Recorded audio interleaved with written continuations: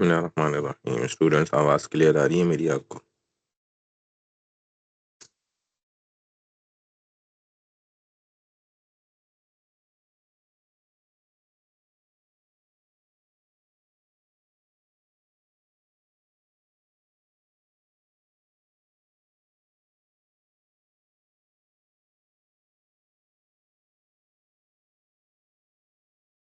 جی ٹھیک ہے، میں اٹینڈنس پہلے لے لیتے ہیں۔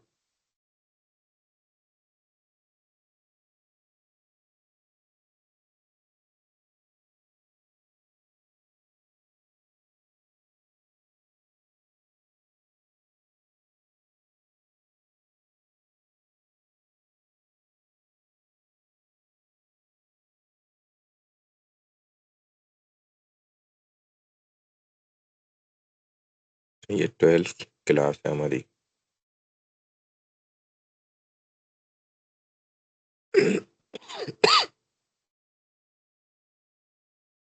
چلیے میں نام کال کروں گا اور آپ لوگوں نے میسج پہ مجھے اٹینڈنس دینی ہے۔ عبد المقیت، آئینہ علی، ایمن جلیل،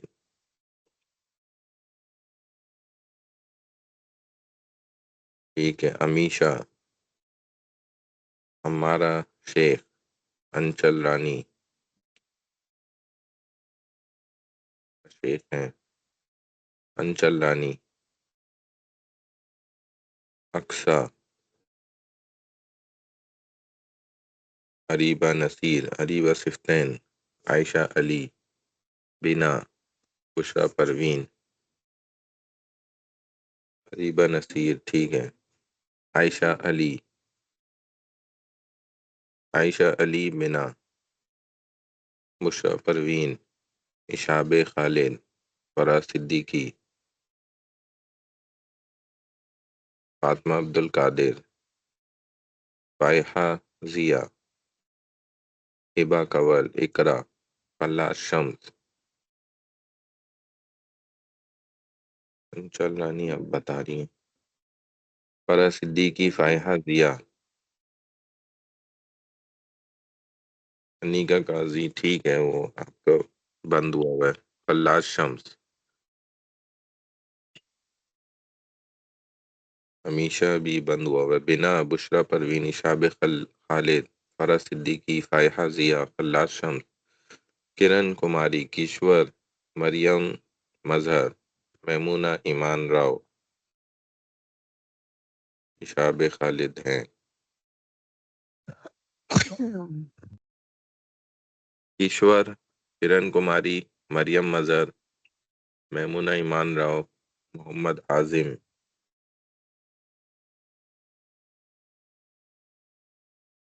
محمد سفیان خان، محمد وجاہت آفتاب، ناز گل، رجا علی خان، محمد سفیان ہے یہ، ناز گل، رجا علی خان، کشور، اتنا لیٹ بول رہے ہو تم لوگ، رجا علی خان، رفیدہ خان، اریبہ نصیر بند ہوا ہوا ہے، رجا علی خان، محمد سفیان تو لگا دی ہے نا، محمد وجاد، ناز گل، رجا علی خان،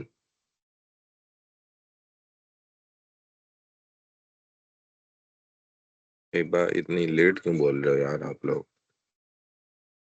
ہبا کول بند ہوا ہوا ہے، رفیدہ خان، ہلن کماری ہے، رجا علی خان، رفیدہ خان، سمیر سمیر، ثنا سلیم، سارہ بانو، شنیف، شہلا انجم، سید احسان حسین، سید احسان حسین، انچل رانی، اب یاد آ رہا ہے تمہیں، لگا ہوا ہے تمہاری لگی ہوئی ہے، فضول میں بول رہی ہے، سید احسان حسین، سیدہ حنیزہ علی، سیدہ سہیرہ باسط، سیدہ تقوی، ام ہانی منیر، عروۃ الزہرا، وانیہ مسعود، وقاص ارشد،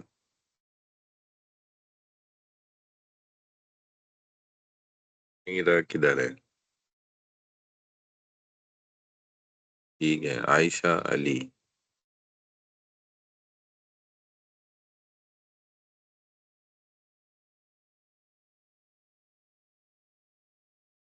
ام ہانی ہو گیا، عروۃ الزہرا، وانیہ مسعود، وقاص ارشد، وسیم اکرم، زینیہ علی. چلیں بھی جلدی جلدی بول لیں.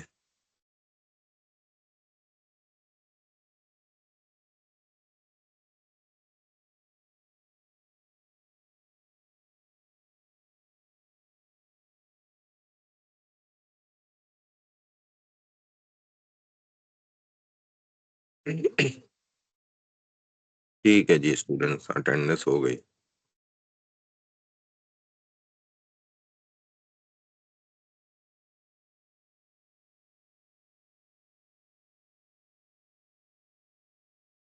لیکچر 6 ہے ہمارے پاس آج.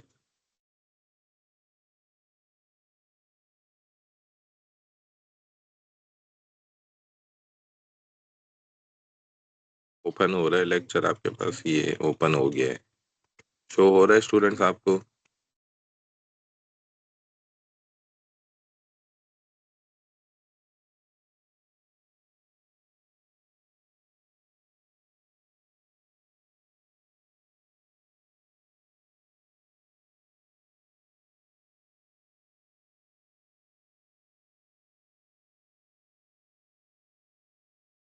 یہ اسٹوڈنٹ شو ہو رہا ہے آپ کو؟ مجھے میسج پہ بتا دیں.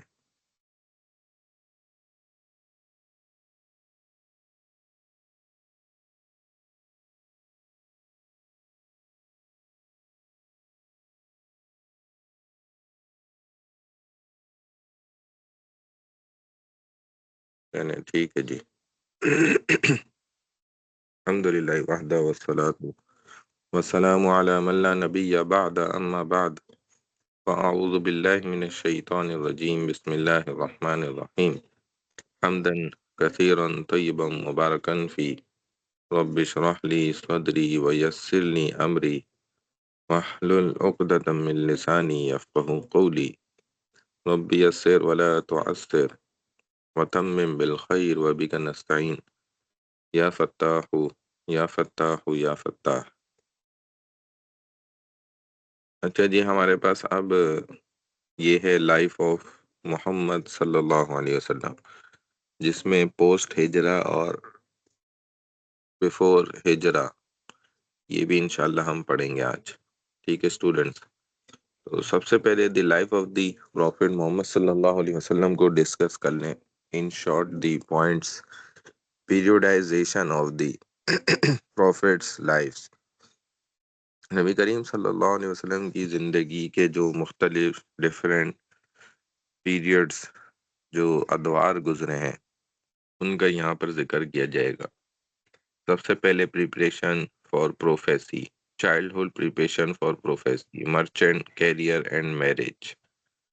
تو نبوت کی جو تیاری ہوئی ہے، یہ آپ صلی اللہ علیہ وسلم کی تو دنیا میں آمد سے پہلے سے ہی ہے.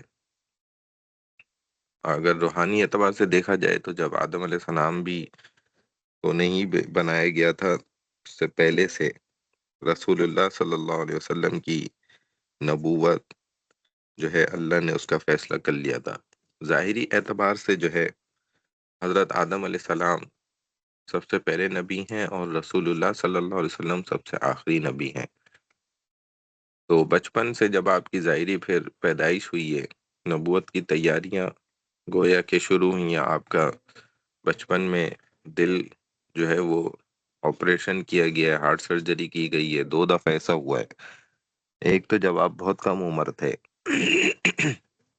تقریباً 3 سال کے قریب یا اس طرح کی عمر ہوگی، اور دوسری جب آپ اسرا معراج کے سفر پہ جا رہے تھے. نبوت کی تیاری، تجارتی کیریئر، جب آپ کچھ جوان ہوئے تو اپنے چچا کے ساتھ شام کی طرف سفر کیا، لیکن وہ واپس آ گئے درمیان سے ہی. پھر کیونکہ درمیان میں بہت سے راستے میں لوگوں نے ان کو سمجھایا کہ یہ جو ہے نا کوئی خاص ہیں، اور ہو سکتا ہے یہ نبی بھی ہوں، اور ادھر یہودی ہیں شام کے بازاروں میں اور ادھر شام کے علاقوں میں، تو وہ ان کو پہچان لیں گے اور ہو سکتا ہے ان کو قتل کر دیں، لہذا ان کو واپس ہی آپ کر دیں. تو انہوں نے پھر واپس مکہ ابو طالب جو ان کے ساتھ ان کے چچا تھے واپس لوٹا دیا.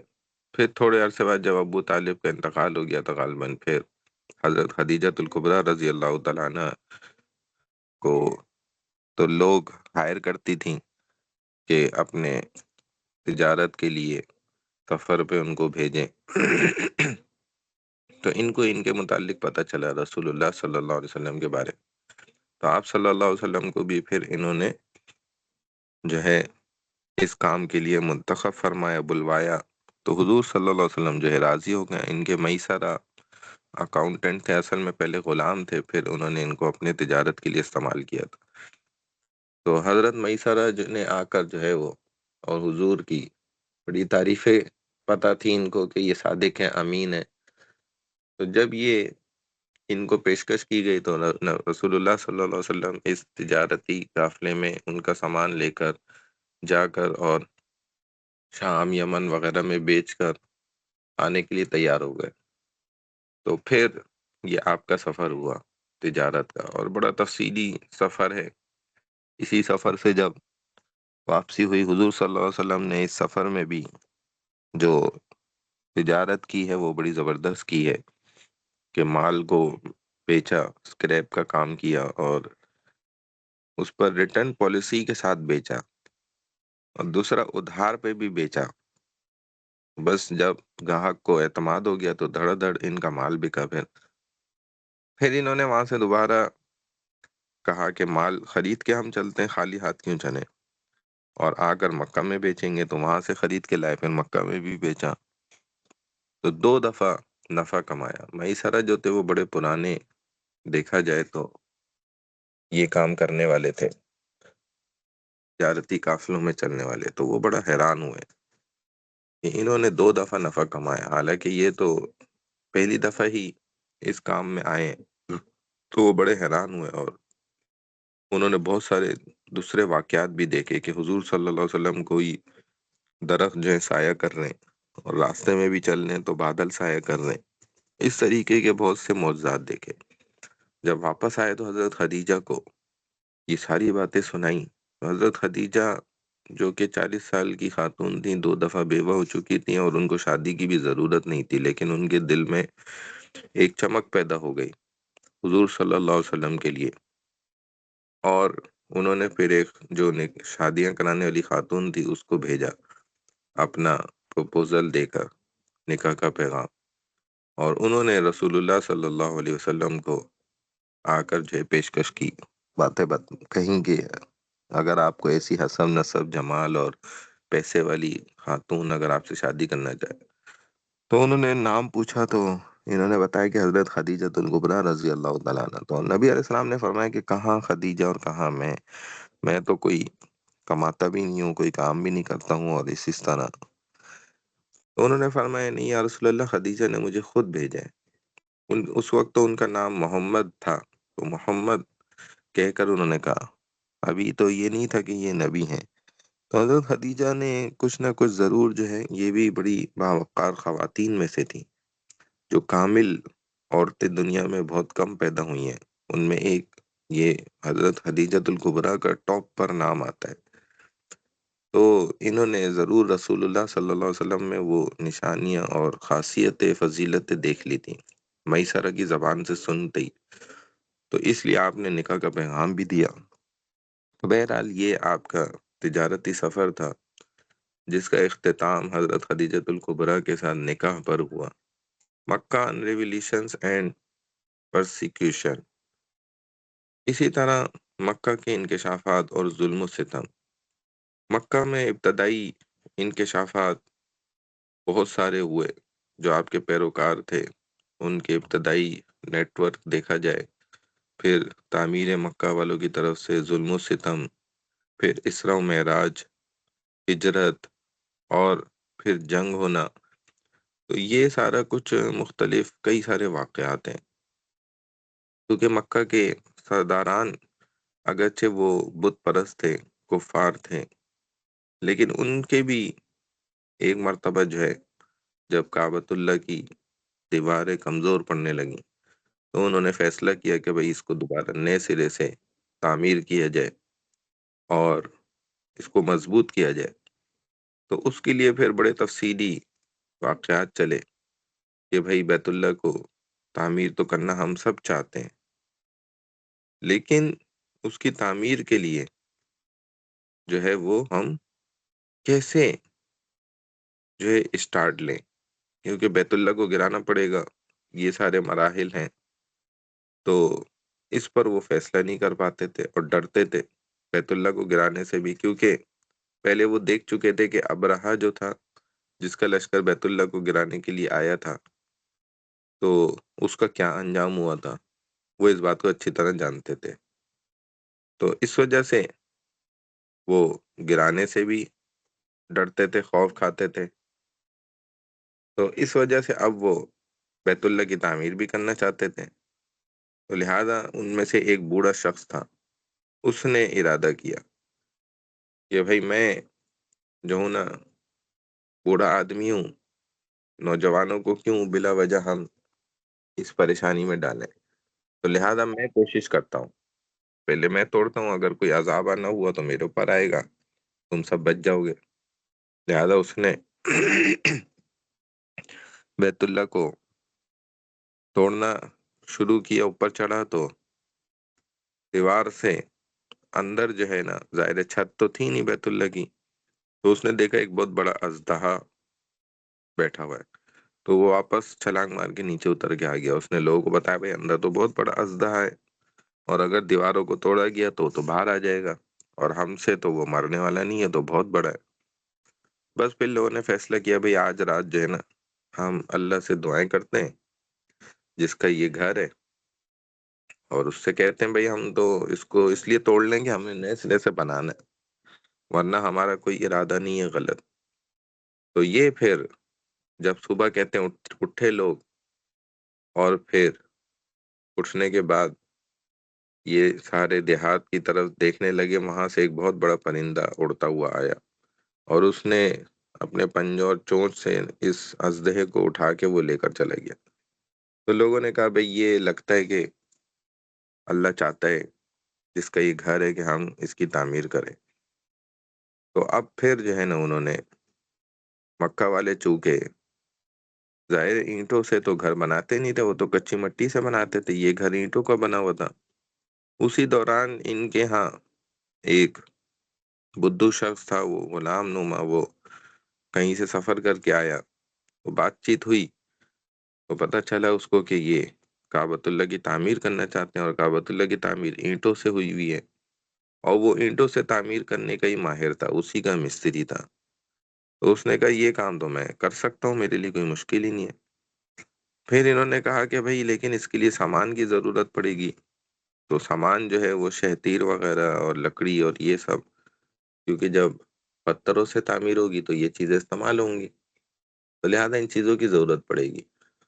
اب وہ ان کے پاس تو ایسی کوئی چیزیں تھی نہیں، یہ تو جنگل بھی نہیں تھا، یہ تو صحرا اور پہاڑی علاقے، تو پتہ چلا جی جدہ کی طرف پانی پہ ایک بہت بڑا کوئی بیڑا جہاز جو ہے وہ آ کے ٹکرا گیا ہے اور ٹوٹ گیا ہے، تو لہٰذا اس کی اب لکڑی جو ہے نا وہ بکے گی، تو انہوں نے فیصلہ کر لیا وہاں سے ہم لکڑی خرید کے لائیں گے، تو اور کہا کہ سب نے مل کے کہ دیکھو خود راستے بن گئے، ہمیں مستری بھی مل گیا بنانے والا، ہمیں تو یہ آتا ہی نہیں تھا کام، اور لکڑی بھی مل گئی۔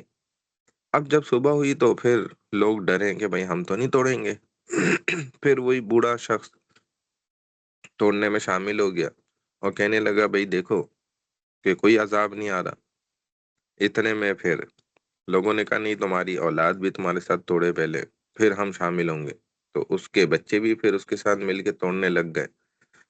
اب جب انہوں نے کافی دیر دیکھ لیا کہ کوئی عذاب کچھ مسئلہ نہیں ہو رہا، تو پھر سارے شامل ہو گئے، اور سب نے مل کے پھر دیواروں کو توڑا اور نئے سرے سے پھر تعمیر مکہ ہوئی۔ یہ تعمیر مکمل ہونے کے بعد پھر لڑائی پڑ گئی اور قریب تھا جنگ ہو جاتی کہ حجر اسود کو نصب کون سردار کرے گا۔ اس پر بھی رسول اللہ صلی اللہ علیہ وسلم نے ایک چادر بچھائی اور اس پر حجر اسود کو رکھ کے اور فرمایا بھئی سارے سرداران کفار مکہ اس کو ایک ایک کونے سے پکڑ لیں، اور جب حجر اسود کے قریب لے گئے تو جس جگہ اس کو نصب کرنا تھا تو وہاں رسول اللہ صلی اللہ علیہ وسلم نے فرمایا یہاں تک آپ لوگوں کا کام تھا، پھر اپنے ہاتھوں سے اٹھا کے اس کو نصب کر دیا۔ اور یہی کفار باتیں کر رہے تھے کہ بیت اللہ کی تعمیر میں حرام مال استعمال نہیں ہوگا، حلال مال استعمال ہوگا، اور خود انہوں نے انسٹرکشنز بتلائیں کہ دیکھو کون سا مال حرام ہے۔ تو انہوں نے کہا کہ جو لوگ جوا کھیلتے ہیں وہ مال حرام ہے، اسی طرح جو لوگ عورتوں سے مال کماتے ہیں یعنی کہ برے کام کروا کے وہ مال بھی حرام ہے، وہ بھی بیت اللہ کی تعمیر میں نہیں لگے گا۔ کرتے کرتے کئی انہوں نے گنوائے، اور اس کے علاوہ کہا کہ جو حلال مال ہے صرف اس سے بیت اللہ کی تعمیر ہوگی۔ تو اب وہ اتنا تھا کہ بیت اللہ پورا تعمیر ہو نہیں سکتا تھا، حلال مال کم تھا ان کے پاس، تو جس کی وجہ سے بیت اللہ کا کچھ اندر کا حصہ جو حتیم کی شکل میں باہر چھوڑ دیا گیا، تو اس کو باہر ہی رہنے دیا گیا، اور اس کو منڈیر بنا کے انہوں نے صرف تھوڑا سا بند کر دیا تاکہ یہ پتہ رہے کہ یہ بھی بیت اللہ کا حصہ ہے۔ لہذا اس بیت اللہ کے حصے کو باہر رہنا، یہ بھی اللہ کی بڑی اس میں حکمتیں ہیں۔ خود رسول اللہ صلی اللہ علیہ وسلم نے فرمایا حضرت عائشہ رضی اللہ تعالیٰ عنہ کو کہ میرا بڑا دل چاہتا ہے کہ اس حصے کو میں بیت اللہ کے اندر ہی کر دوں، یعنی تعمیر ایسی کر دوں کہ یہ اندر ہو جائے، لیکن پھر میں سوچتا ہوں کہ اگر میں ایسا کروں گا اور مسلمان یہ نئے نئے ہوئے ہیں صحابی، تو یہ کہیں ایسا نہ سوچیں کہ میں نے ان کا کعبۃ اللہ ہی بدل دیا، یا یہ پھر خدا نخواستہ مرتد ہو جائیں، یعنی کہ ایک شر پھیلنے کا ذریعہ تھا۔ حالانکہ یہ کام جائز تھا، لیکن یہ بھی اسلام کا اصول ہے کہ جو کام جائز بھی ہو لیکن اس سے لوگوں میں فساد اور شر پھیلنے کا ذریعہ بن جائے تو اس کام کو نہیں کرنا چاہیے، اس سے رک جانا چاہیے۔ چنانچہ رسول اللہ صلی اللہ علیہ وسلم رک گئے، اور اسی میں ہی اللہ کی حکمتیں ہیں کہ جیسے لوگ کہتے ہیں کہ بیت اللہ کا دروازہ کھلا اور صدر اور وزیر اعظم اور فلانا اور ڈمکانا، اور ہم بیت اللہ کے اندر اتنی دفعہ گئے، تو ہم بھی کہہ سکتے ہیں الحمدللہ، میں بھی اللہ کا شکر ہے بے شمار مرتبہ بیت اللہ کے اندر گیا ہوں، تو یہ دعویٰ اب ہم بھی کر سکتے ہیں الحمدللہ، کیونکہ حتیم بھی کیا ہے، بیت اللہ کے اندر کا حصہ ہے۔ تو اللہ نے پھر ہم جیسوں کے لیے الحمدللہ دیکھیں اس طریقے سے راستے رکھ دیے، ورنہ کہاں بیت اللہ کے اندر جا سکتے تھے۔ امیگریشن اینڈ وار، تو یہ جو جنگ ہے، مدنی برادری کی تعمیر، سیاسی حکمران مکہ والوں، ان کے اتحادیوں کے ساتھ جنگ، مدینہ کے یہودیوں کے ساتھ تنازع، فتح کے بعد 8/30 630 عیسوی میں فتح مکہ، عربی قبائل کی تابعداری حاصل کرنا، جزیرہ نما عرب کی فتح، تو یہ پھر جب واقعات ہوئے، اور پھر رسول اللہ صلی اللہ علیہ وسلم کی بعثت ہوئی 40 سال کی عمر پر، تو اب ظاہر ہے آپ نے چھپ کر جو ہے دین کی محنت کا کام شروع کیا، اور جیسے جیسے وہ محنت بڑھتی گئی تو کفار جو ہے اس قدر پھر سخت ہوتے چلے گئے اور مسلمانوں کو تکلیفیں دیتے چلے گئے۔ آخر کار جا کر جو ہے وہ پہلی لڑائی بدر کے مقام پر ہوئی، جس کو غزوہ بدر کہا جاتا ہے، بیٹل آف بدر، جو آپ نے پڑھی بھی الحمدللہ، تو اس کی ڈیٹیل میں نہیں جانتا۔ سیکنڈ سلائیڈ پہ آ جائیں تو پریپریشن فار پروفیسی، ٹھیک ہے، یہ کیا ہے کہ born around 570 CE in the prominent clan of Banu Hashim of the Quraysh tribe۔ قریش کے قبیلے بنو ہاشم کے ممتاز قبیلے میں 570 عیسوی کے قریب حضور صلی اللہ علیہ وسلم پیدا ہوئے۔ بہت ہی جلد آپ یتیم ہو گئے، یعنی کہ آپ کے والد تو آپ کے پیدائش سے پہلے ہی انتقال کر چکے تھے، 6 ماہ پہلے، اور پھر آپ کی والدہ بھی جب آپ بہت چھوٹے بچے ہی تھے، 2-3 سال کے ایسی تقریباً، تو وہ والدہ کا بھی پھر یہ 6 سال کے تھے انتقال ہو گیا تھا۔ ان کی پرورش رضاعی والدین نے ریگستان میں چرواہے کے طور پر کی۔ ظاہر دائی حلیمہ حضور صلی اللہ علیہ وسلم کو ابتدا میں بھی لے گئی تھیں، اور 2 سال تک اپنے پاس رکھا تھا، اور واپس کرنا نہیں چاہتی تھی، ارادہ نہیں تھا، کیونکہ ایک دفعہ جب وقت پورا ہو گیا واپس لائیں تو پھر بات چیت کر کے اور ریکویسٹ کر کے ان کو پھر لے گئی تھی کہ ابھی مکہ میں وبا پھیلی ہوئی ہے تو یہ ان کو کوئی بیماری نہ لگ جائے، اس لیے بہتر ہے کہ یہ دیہات میں ہی رہیں، صاف ستھرے ماحول میں۔ تو ان کی والدہ حضرت بی بی آمنہ نے اجازت دے دی تھی، واپس لے گئی تھی۔ لیکن بعد میں پھر انہوں نے کچھ واقعات ایسے دیکھے دائی حلیمہ نے کہ وہ گھبرا گئی تھی، تو پھر خود واپس کرنے گئی تھی۔ تو اب یہاں پر دودھ پلائی کا بھی سارا زمانہ گزرا دائی حلیمہ کے پاس، اور حضور صلی اللہ علیہ وسلم جب تھوڑے سے بڑے ہوئے تو اپنی بہن شیبہ جو رضائی دودھ شریک بہن تھی، شیبہ ان کا نام تھا، اور عبداللہ آپ کے رضائی بھائی تھے، تو ان دونوں کا اپنی والدہ سے پوچھتے کہ یہ کہاں چلے جاتے ہیں صبح صبح اور پھر آتے ہیں اتنا دیر سے رات میں؟ تو انہوں نے فرمائی یہ ہم غریب لوگ ہیں، بکریاں چراتے ہیں، تو یہ بکریاں چروانے جاتے ہیں دونوں۔ تو حضور نے فرمایا میں بھی ان کے ساتھ جاؤں، تو آپ بھی پھر ریکویسٹ کر کر کے بار بار، دائی حلیمہ تو منع کرتی تھی لیکن حضور صلی اللہ علیہ وسلم ظاہر ہے بچوں کا شوق ہوتا ہے گھر سے باہر جانے کا، تو ان کے ساتھ جانے لگ گئے۔ اور اسی طرح جو ہے وہاں پہ آپ کے دل کو فرشتوں نے، جبرائیل اور میکائیل دونوں آئے، اور لمبا واقعہ ہے تفصیلی، وہاں پر آپ کے دل کا جو ہے بائی پاس کیا، اور جنت سے سارے اوزار لے کر آئے، اور پانی انہوں نے آب زمزم کا لیا جو دنیا کا جس کو کہتے ہیں کہ جنت کے پانی سے بھی افضل پانی ہے۔ تو اس نے حضور صلی اللہ علیہ وسلم کے دل کو دھویا اچھی طرح اور واپس فٹ کیا۔ تو جب شیبہ اور انہوں نے دیکھا تو یہ دوڑے گھر میں شور مچاتے ہوئے کہ یہ تو محمد کو دو شخصوں نے قتل کر دیا۔ جب ظاہر ہے انہوں نے دیکھا کہ سینہ کاٹ رہے ہیں اور ناف تک کاٹا ہے پورا، اور حضور صلی اللہ علیہ وسلم جو ہے وہ درخت کے نیچے تھے اس وقت۔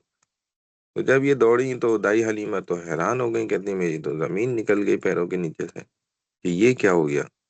تو وہ دوڑی چیختی چلاتی، اور ان کے شوہر جو تھے حارث وہ بھی، اور آگے پیچھے سے لوگ بھی۔ تو جب دائی حلیمہ پہنچی تو محمد صلی اللہ علیہ وسلم کو گلے لگایا، وہ ٹہنی ہاتھ میں پکڑے کھڑے ہوئے تھے درخت کے نیچے، اور پوچھا کہ بیٹا کیا ہو گیا تھا؟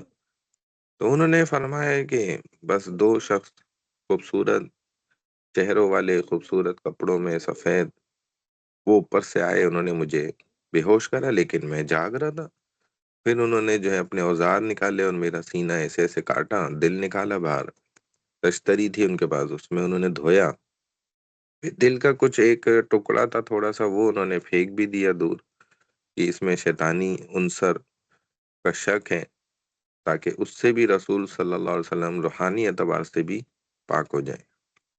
تو پھر دل کو میرے واپس فٹ کرا دھونے کے بعد، اور سلائی لگا دی، اور چلے گئے وہ، اور میں تو ہوش میں تھا، میں دیکھ رہا تھا سب کچھ۔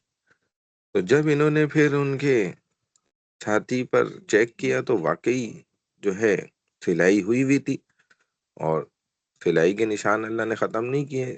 جہاں اتنے سے وقت میں اللہ نے اتنا بڑا آپریشن کرا دیا تو سلائی کے نشان بھی اللہ ختم کروا سکتے تھے، لیکن اللہ نے خود ان نشانوں کو باقی رہنے دیا تاکہ انکار کرنے والے لوگ انکار نہ کر سکیں۔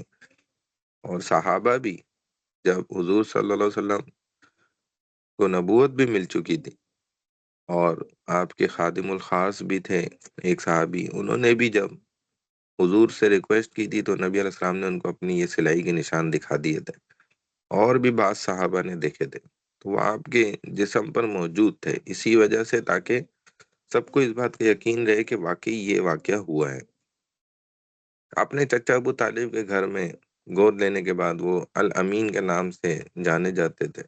یہ قابل اعتماد واقعہ، ٹرسٹ وردی، کیونکہ یہ آپ کی ابتدا سے ہی صادق الامین ہونے کی جو خصوصیات ہیں وہ بہت مشہور تھیں، بہت پھیلی ہوئی تھیں، بہت زیادہ، پورے عرب کے اندر پھیلی ہوئی تھی۔ ٹھیک ہے نا؟ آگے آ جائیں، preparation for prophecy.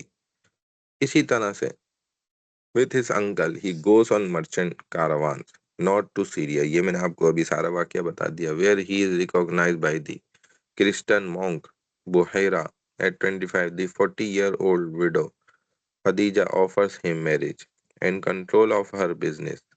They have 4 daughters. One is Fatima.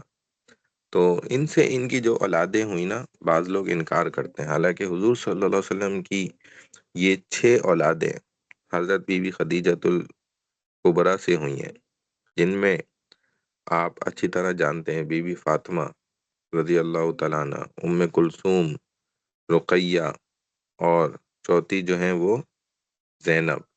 یہ ساری بیٹیاں حضرت خدیجہ سے ان کی پیدائش ہوئی۔ اسی طرح قاسم اور عبداللہ، ان کی پیدائش بھی حضرت خدیجۃ الکبریٰ سے ہوئی۔ اور آپ کی ایک باندی تھیں،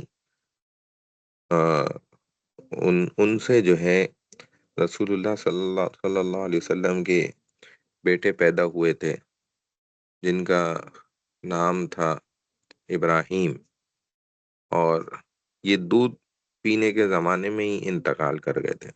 تو حضور نے فرمایا تھا کہ مجھے اللہ نے جنت میں دکھائے کہ اللہ نے ان کی دودھ پلائی کے لیے دائیا کا انتظام کیا ہے، کہ وہاں بھی ان کو اس بچے کو دودھ پلاتی ہیں۔ تو یہ تو جو کم عمر میں بچے مر گئے، انتقال ہو گیا، وہ تو ظاہر ہے سیدھے جنت میں ہی گئے۔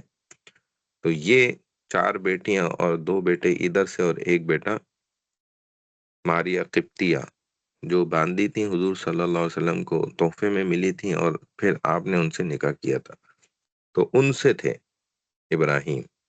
بہرحال تو یہ بعض لوگ اس کا بھی انکار کرتے ہیں، تو وہ غلط بات ہے۔ بعض کہتے ہیں حضرت خدیجہ سے حضور صلی اللہ علیہ وسلم نے نعوذ باللہ نکاح کیا تھا لالچ کے چکر میں، اور حضور صلی اللہ علیہ وسلم کو شادیوں کا شوق تھا، 9 شادیاں کی۔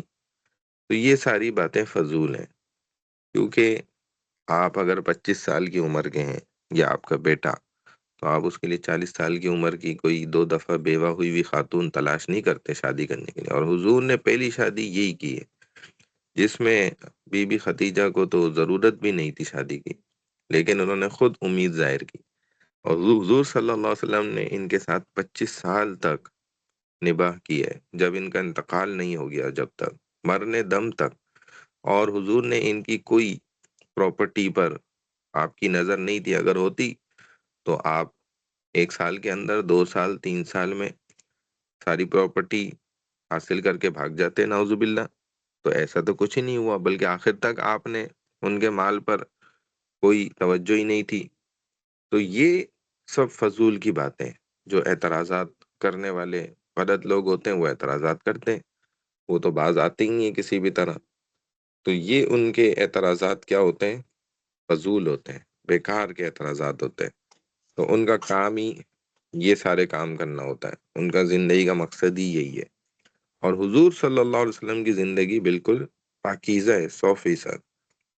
تو اب حضور صلی اللہ علیہ وسلم اپنے چچا کے ساتھ تجارتی قافلوں پر نکلے، جہاں عیسائی راہبوں نے بہت چیزیں سمجھائیں۔ آپ کی اس وقت 25 سال عمر تھی، اور حضرت خدیجہ کی 40 سال تھی جب شادی ہوئی۔ پھر اپنے کاروبار پر ان کو خود کنٹرول کی پیشکش کی انہوں نے۔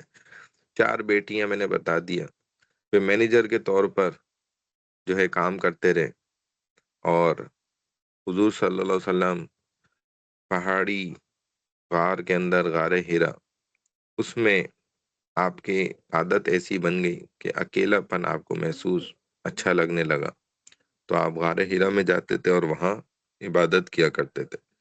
پھر Mecca revolution at first preaches to family and friends, سب سے پہلے آپ کے گھر والوں نے آپ کی دعوت پر نہ لبیک کہا ہے۔ حضرت خدیجہ نے سب سے پہلے آپ کے ہاتھ پر اسلام قبول کیا، پھر حضرت ابو بکر صدیق رضی اللہ تعالیٰ عنہ نے، اور پھر حضرت علی نے فوراً ایمان لے آئے۔ آہستہ آہستہ قریش کو تبلیغ شروع کر دی، جو شدید مخالفت اور تمسخر کا ذریعہ بنی۔ جلد ہی اس کی تبلیغ، آپ کی تبلیغ سے سالانہ حج کے جو انتظامات ہوتے ہیں ان کو بھی خطرہ لاحق ہوا، اور نبی علیہ الصلوۃ والسلام کو لوگوں نے جادوگر کہنا شروع کر دیا، اور خاندانوں سے الگ کر دینا شروع کر دیا، بدنام کرنا شروع کر دیا، تشدد کیا گیا۔ محمد صلی اللہ علیہ وسلم، آپ صلی اللہ علیہ وسلم کے پیروکاروں کا قتل کرنا شروع کیا، حضور صلی اللہ علیہ وسلم کو نفسیاتی اذیتیں دی گئیں، اور اسی طرح مختلف آپ کے پیروکاروں کو بھی بہت زیادہ تکلیفیں پہنچانا شروع کر دی گئیں۔ یہ سارے معاملات ہوئے۔ پھر آگے آ جائے مکن ریولیشنز 2، بائیکاٹ آف بنو ہاشم۔ بنو ہاشم کا بائیکاٹ کیا گیا 2 سال تک، نہ شادی، نہ تجارت، نہ جو ہے وہ عمر کی تبدیلی، نئی طاقت، اداسی کا سال 9/619۔ ابو طالب کا انتقال ہوا، پھر حضرت خدیجہ کا انتقال ہوا، ابو لہب قریش کے نئے سربراہ بن گئے، حضور صلی اللہ علیہ وسلم طائف والوں کے پاس پناہ کے حوالے سے گئے اور تبلیغ کی نیت سے وہاں سے ناکام ہوئے، الٹا جو ہے طائف والوں نے پتھر برسائے تو خونم خون ہوئے۔ اسی طرح رات کا سفر حضور صلی اللہ علیہ وسلم نے کیا اور ہجرت کی، تو اس میں بھی حضرت ابو بکر صدیق رضی اللہ تعالیٰ عنہ آپ کے ساتھ تھے، اور نبی علیہ الصلوۃ والسلام اب دیکھا جائے تو بہت زیادہ نبیوں کے درمیان سب سے زیادہ تکلیفیں برداشت کر چکے تھے، اور خود آپ صلی اللہ علیہ وسلم نے ایک موقع پہ یہ بات فرمائی بھی کہ جتنے نبیوں کو تکلیفیں دی گئی ان کو اگر اکٹھا کر لیا جائے تو میری تکلیف ان سے زیادہ ہے۔ محمد's arguments, the people of the book know. Previous revelations have predicted Muhammad. The message is the same. آپ جانتے ہیں پچھلی بھی جتنی بھی کتابیں تھیں نا، جو یہودیوں کی کتابیں اور عیسائیوں کی کتابیں، ان کے بھی مطابق اگر آپ دیکھیں، اگر وہ سچ بات کریں، اور کرتے بھی تھے، قرآن نے خود بتایا بھی کہ ایک نبی آئیں گے جو آخر الزماں ہوں گے، ان پر ایمان لانا ضروری ہوگا، فرض ہوگا ان کی شریعت پر چلنا، پھر یہ تمام شریعتیں جو پچھلی ہیں وہ ختم ہو جائیں گی۔ تو یہ ان کی کتابوں میں بھی، تورات میں، انجیل میں، زبور میں، تمام کتابوں کے اندر یہ باتیں موجود ہیں، لیکن وہ لوگ ان باتوں کو چھپاتے تھے، ذکر نہیں کرتے تھے، مانتے نہیں تھے، تاکہ جو ہے نا ضد پر اڑے رہیں۔ تو اہل کتاب یہ بات جانتے ہیں، پچھلے انکشافات نے محمد صلی اللہ علیہ وسلم کی پیشن گوئیاں کی ہیں، ہر کتاب نے کی ہے، اور ایک ہی طرح کا پیغام دیے ہے، کوئی دو طرح کے الگ الگ پیغام نہیں دیے، سیم میسج ہے۔ اسی طرح to the polytheist Arabs, Muhammad is al-Amin, he is not asking anything from you۔ دیکھیں مشرق عربوں کے لیے بھی محمد صلی اللہ علیہ وسلم ان کے درمیان صادق، سچے اور امین، امانت دار مشہور تھے، اور خود عرب لوگ بڑے بڑے سردار بھی اپنی امانتیں رکھوا دیتے تھے، حضور صلی اللہ علیہ وسلم پہ اتنا اعتماد تھا کہ یہ ایک پائی بھی ادھر سے ادھر نہیں کریں گے، یہ سچ بولتے ہیں، کبھی جھوٹ نہیں بولتے، اور یہ امانت دار ہیں پکے۔ تو وہ حضور صلی اللہ علیہ وسلم تو ان سے کچھ بھی نہیں مانگتے تھے، کوئی ڈیمانڈ نہیں کرتے تھے، اور اللہ کے سوا ان کا کوئی بھی جو ہے نا وہ نہیں تھا کہ علم کسی نے ان کو دیا ہو، انہوں نے تو کہیں علم نہیں حاصل کیا تھا، اور پھر بھی علم والوں سے بڑھ کر انہوں نے جو ہے نا دیکھیں علم سکھا دیا، سمجھا دیا اور سنا دیا، قرآن سارا کا سارا۔ تو یہ لوگ نا بڑے بے ادب تھے، ادب نہیں کرنا جانتے تھے، اور حضور دیکھا جائے تو ان کے استاد ہیں، تو گویا یہ اپنے استادوں کا بھی ادب نہیں کرتے تھے، اور جو استاد کا ادب نہیں کرتا، کیونکہ اسلام تو سارا ادب، ادب کا ہی نام ہے، ہر چیز میں ادب ہے، اللہ کا بھی ادب ہے، نبیوں کا بھی ادب ہے، اسلام میں تو والدین کا ادب ہے، بڑوں کا ادب ہے، علماء کا ادب ہے، اساتذہ کا ادب ہے، پڑوسیوں کا ادب ہے، ہر چھوٹے کا، ہر چھوٹے سے اور ہر بڑے کا، ہر کسی کا ادب ہے، حتیٰ کہ جانوروں کے بھی اپنے آداب ہیں۔ تو rebutals of the unbeliever, he has a teacher who tells him this Quran۔ تو یہ حضور صلی اللہ علیہ وسلم تو ایک استاد ہیں جو قرآن سناتے ہیں، اور ہی از اے sorcerer of madman، وہ ایک جادوگر یا دیوانہ ان کو مشہور کرتے تھے، کہتے تھے کہ یہ دیوانگی کی باتیں کرتے ہیں اور جادو کر رہے ہیں، جادو میں قرآن پڑھا جائے گا؟ خود سوچنے کی بات ہے۔ اور وہ روایات کو توڑتے تھے، اور ان کے پیروکار غریب اور دکھی لوگ تھے چونکہ، اور یہی کسی بھی مذہب کے یا دین کے برحق ہونے کی سب سے بڑی نشانی ہوتی ہے کہ اس کے پیروکار اسٹارٹنگ سے اگر غریب لوگ ہوں، کیونکہ غریب لوگ اتنی آسانی سے کسی دین مذہب میں نہیں جڑتے، اور امیر تو اپنے مقصد اور مطالب کے لیے غلط مذاہب کو چنتے ہیں بڑی آسانی سے۔ تو جو غریب لوگ اسلام میں جڑے نا، یہ اس بات کی بہت بڑی نشانی تھی کہ یہ دین کیا ہے؟ برحق ہے، اور یہ دین غلط ہو ہی نہیں سکتا۔ تو یہ اس بات کی خود بخود بڑی نشانی بنی۔ Immigration to Medina and war deal work out with Yathrib and many Muslims emigrate. Yathrib کے ساتھ معاہدہ طے پایا اور بہت سے مسلمان ہجرت کر گئے۔ آخرکار محمد صلی اللہ علیہ وسلم، ابو بکر اور حضرت علی رہ گئے رضوان اللہ علیہم۔ جب مطعم پر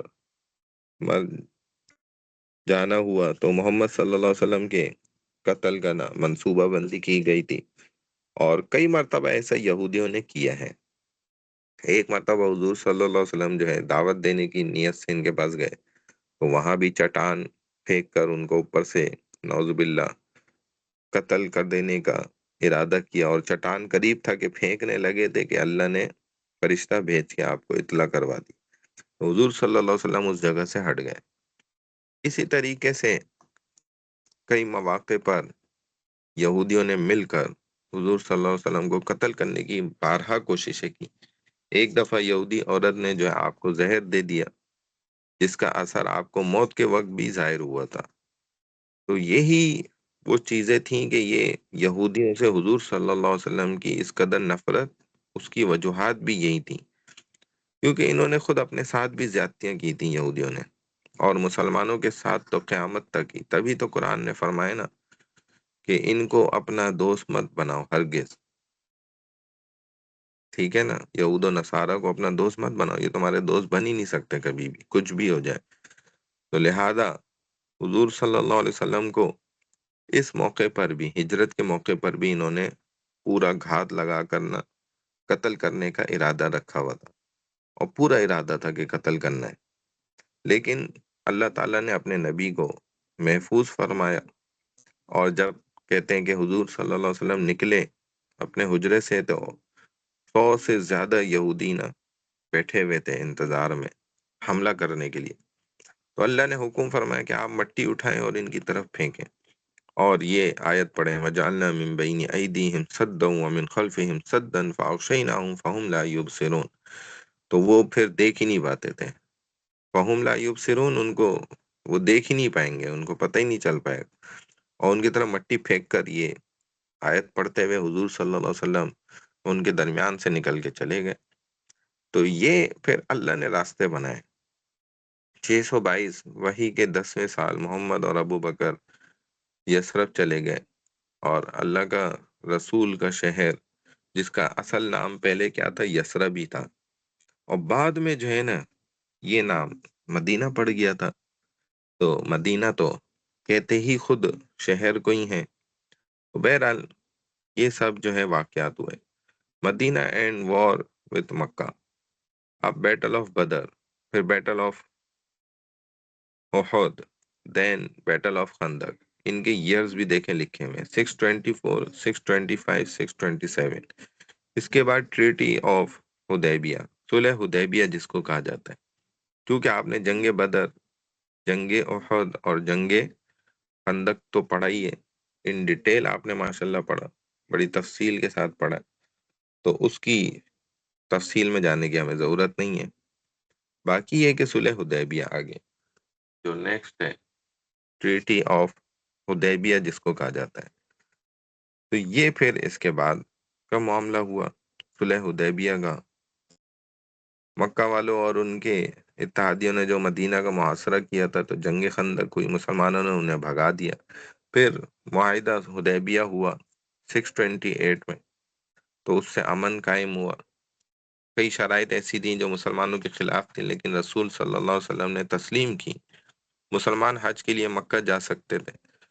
اب اس کے بعد پھر فتح مکہ ہوا 630 ہجری میں، اور مکہ کے جو اتحادی اور پیغمبر صلی اللہ علیہ وسلم کے اتحادیوں کے درمیان جو ہے تنازع شروع ہونے کے بعد حضور صلی اللہ علیہ وسلم نے امن توڑنے کا اعلان کیا، پھر مکے پر پھر چڑھائی کی اور جو ہے جہاد کیا، تو فتح ہوئی مسلمانوں کو، اور مسلمانوں کی طرف سے اس حد تک جو ہے نا پھر وہاں پر انتقال ہوا، یعنی کہ منتقل ہونا شروع ہوئے، اور فتح مکہ جو تھا یہ پرامن واقعہ تھا، اور مکہ کے مخالفین اسلام قبول کرنے لگ گئے، کیونکہ اس کی وجہ کیا تھی کہ وہ یہ سمجھتے تھے کہ جب یہ مکہ فتح کر لیں گے تو اس کے بعد تو خون ریزی ہوگی اور قتل و غارت گیری ہوگی، لیکن انہوں نے الٹ دیکھا کہ حضور صلی اللہ علیہ وسلم نے سب کو امن دے دیا کہ جس نے ہم سے لڑائی نہیں کی تو بس اسے امن دیا جائے گا۔ تو اس چیز کو دیکھ کر جو ہے مخالفین ظاہر ہے حیران زدہ ہوئے۔ Establishing control in Medina and Arabia, the Jewish tribes of Medina, Medina کے یہودی قبائل جو تھے، مدینہ کا آئین یہودی اور مسلمان ایک امت بن جائیں، تو یہ ناممکن چیز تھی۔ یہودی قبائل آہستہ آہستہ حضور صلی اللہ علیہ وسلم کے ساتھ تنازع میں پڑھتے چلے جا رہے تھے، اور نکالے بھی چلے جا رہے تھے، ان کو پھانسیاں بھی دی جاتی تھی۔ ظاہر ہے اسلام دشمن تھے، دین دشمن لوگ ہیں، اور اللہ نے ان یہودیوں کو جب سے کائنات دنیا بنائی ہے تو 1 انچ زمین بھی جو ہے نا اس کا ان کو مالک نہیں بنایا۔ یہ تو جو ان کو زمین ملی یہ بھی انہوں نے قبضہ کی ہوئی ہے، دوسرے کی جگہ پہ قبضہ کیا، اور یہ بھی حضور صلی اللہ علیہ وسلم کی حدیث ہے جس میں آپ نے فرمایا کہ قرب قیامت یہ ایک جگہ اکٹھے ہو جائیں گے اور ان کو جو ہے نا حضرت عیسیٰ علیہ الصلوۃ والسلام آ کر قتل کریں گے، اور یہ حقیقت ہے، مسلمان بھی ان کے ساتھ ہوں گے، اور ایک پتھر اینٹ بھی جو ہے نا بتائے گی کہ میرے پیچھے یہودی چھپا ہوا ہے، ادھر آ کے قتل کرو، اور وہ وہاں سے بھاگ نہیں سکے گا، مسلمان جائے گا وہیں قتل کرے گا۔ یہ ایسی جو ہے نا گندی قوم ہے یہودیوں کی کہ اللہ ان کے شر سے جو ہے ہماری حفاظت فرمائے۔ تو پھر حضور صلی اللہ علیہ وسلم کے حضرت خدیجہ کے ساتھ جو نکاح ہوا اس کے بعد 11 خواتین سے اور شادیاں ہوئی ہیں، مطلب آپ کے انتقال کے وقت جو ہے نا وصال کے وقت 9 بیویاں تھیں جو آپ کے نکاح میں موجود تھیں۔ تو حضرت خدیجہ کے ساتھ آپ کی جو ہے 25 سال گزرے، پھر آپ جب 50 سال کے ہو گئے تھے اس کے بعد حضرت خدیجہ کا جو انتقال ہوا ہے، غالباً آپ 53 سال کے تھے، ایسی کچھ عمر۔ تو اس کے بعد جو ہے نا انتقال کے بعد پھر آگے حضور صلی اللہ علیہ وسلم کے مزید جو ہے وہ نکاح آپ نے فرمائے۔ تو نبی علیہ الصلوۃ والسلام کی پھر شادیاں ہوئی ہیں جن میں سے زیادہ تر قریبی صحابہ یا ممتاز قبیلوں کی بیٹیاں ہی تھیں۔ وفود کا سال 6/31 631/10 نبی کریم صلی اللہ علیہ وسلم نے عرب قبائل کی وفاداری کو بھی قبول کیا، اور کئی واقعات جتنے بھی آپ کے اکثر شادیوں کے ہوئے ہیں تو ان میں خود پیشکش کی گئی ہے، آپ نے خود اظہار نہیں کیا کہ بھئی میں نے ان سے شادی کرنی ہے، میں نے ان سے شادی کرنی ہے، آپ نے نہیں کیا اظہار، بلکہ مختلف جو جیسے خیبر فتح ہوا اس کے سارے علاقے مسلمانوں کی، اور یہ یہودی یہاں پہ خالص قابض تھے تو ان کو مارا، اور پھر ان کا جو سب سے بڑا سردار تھا اس کی بیٹی تھی، اور ایک بڑے سردار کی وہ بیوی بھی تھی، تو وہ بھی ظاہر ہے پھر مال غنیمت میں حاصل ہو گئیں، اور ایک صحابی دحیہ رضی اللہ تعالیٰ عنہ تھے ان کے حصے میں چلی گئیں، تو اس پر صحابہ کی جماعت نے آ کر حضور صلی اللہ علیہ وسلم سے ریکویسٹ کی کہ یا رسول اللہ یہ بڑے سردار کی بیٹی ہیں، بڑے سردار کی بیوی ہیں، اب یہ مسلمانوں کے ہاتھ آئی ہیں تو آپ کو ان کو اپنے نکاح میں لینا چاہیے تاکہ ان سرداروں کی بھی عزت رہ جائے، اور ممکن ہے کہ وہ اس عمل کو دیکھ کر ہی مسلمان ہو جائیں۔ اور دیکھا جائے تو یہودی بھی اہل کتاب تو ہیں، اس وقت وہ اہل کتاب ہی تھے، حضور صلی اللہ علیہ وسلم نے اس مشورے کو پسند فرمایا، لیکن فرمایا کہ بھائی وہ تو داہیہ کے حصے میں چلی گئی ہیں، بس میں تو ان سے نہیں مانگتا۔ تو صحابہ نے خود جا کے بات کی، تو حضرت داہیہ نے پھر فرمایا کہ میری تو جان قربان ہے حضور صلی اللہ علیہ وسلم پہ۔ اس طریقے سے پھر حضور صلی اللہ علیہ وسلم کا ان سے نکاح ہوا، اور ایسے ہی واقعہ پھر ایک اور جگہ بھی دوسری بیوی کے ساتھ بھی ہوا۔ تو اسی طرح پھر جو ہے نا آپ کے نکاح اکثر ہوئے ہیں، اور آپ نے کوئی اپنی خوشی سے اور مرضیوں سے نکاح نہیں کریں، بلکہ اس طریقے سے آپ کے ہوئے ہیں۔ تو جو لوگ یہ کہتے ہیں نا، نعوذ باللہ غلط بات کرتے ہیں، حضور صلی اللہ علیہ وسلم پہ نعوذ باللہ بہتان لگانا۔ محمد ان کانٹیکسٹ حرم دی سیکرڈ پرسنٹس آف عربیہ، محمد مدینہ ان از مائی حرم۔ حرم عرب کا مقدس علاقہ تھا، اور حضور صلی اللہ علیہ وسلم کا مدینہ کو آپ نے فرمایا کہ یہ میرا حرم ہے، یعنی کہ جس کی پاسداری بہت زیادہ۔ تو حضور کو وہ پسند تھا، ظاہر ہے سپر ٹرائبل الائنس کا کہ رہنما اور رشتہ داریاں، شادی کے نیٹ ورک، اور ظاہر ہے جو باہر کی آپ کی زندگی تھی وہ تو صحابہ سے پتہ چل رہی تھی، لیکن گھر کی زندگی کیسے پتہ چلنی تھی، اس کے لیے اللہ نے انتظام فرمایا، ایک ایک چیز اللہ نے آپ کے لیے چنی ہے اور آپ کے لیے طے فرمائی ہے۔ تو جو شادیوں کا نیٹ ورک ہے، اس سے ظاہر ہے جو گھریلو زندگی تھی نا، اللہ نے وہ بھی تو سکھانی تھی، اور ہر چیز اللہ کی طرف سے ہی طے شدہ ہوئی ہے۔ ایسا نہیں ہے کہ یہ خود حضور صلی اللہ علیہ وسلم کوئی اپنی طرف سے سب کچھ کر رہے ہیں، یہ اللہ کی طرف سے طے شدہ تھا، ہر ایک کے ساتھ نکاح بھی۔ اب بیوی عائشہ رضی اللہ تعالیٰ عنہ سے بھی جو نکاح ہوا، نعوذ باللہ یہودیوں نے ان پر تہمت بھی لگائی جھوٹی، جس کی اللہ نے قرآن میں واضح صفائی بھی دے دی۔ تو پھر حضور صلی اللہ علیہ وسلم بھی جب پریشان تھے تو پوچھا حضرت عمر سے کہ تم کیا رائے دیتے ہو، مشورہ کیا ہے؟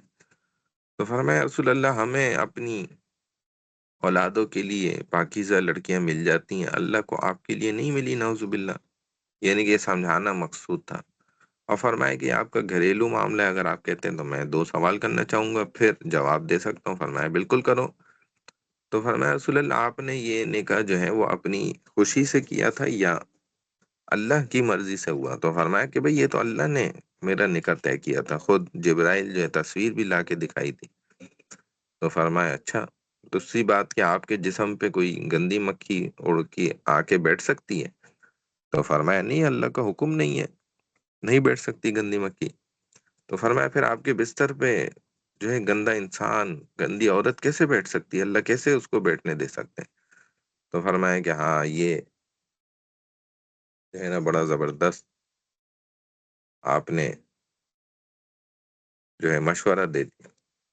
تو یہی فرمایا، آگے دیکھیں جن کا نیٹ ورک مرکز میں فوق الفطرت سے بری ہوئی دنیا، جن کاہین اور جادوگر، مشرقی مقدس آدمی کے قریب دیر قدیم صحرائی مراقبہ، فرقہ وارانہ تنازعات، ثالث کے طور پر حضور صلی اللہ علیہ وسلم کو دیکھا جانا، اور انسانی فرقے کا مرکز بن جانا۔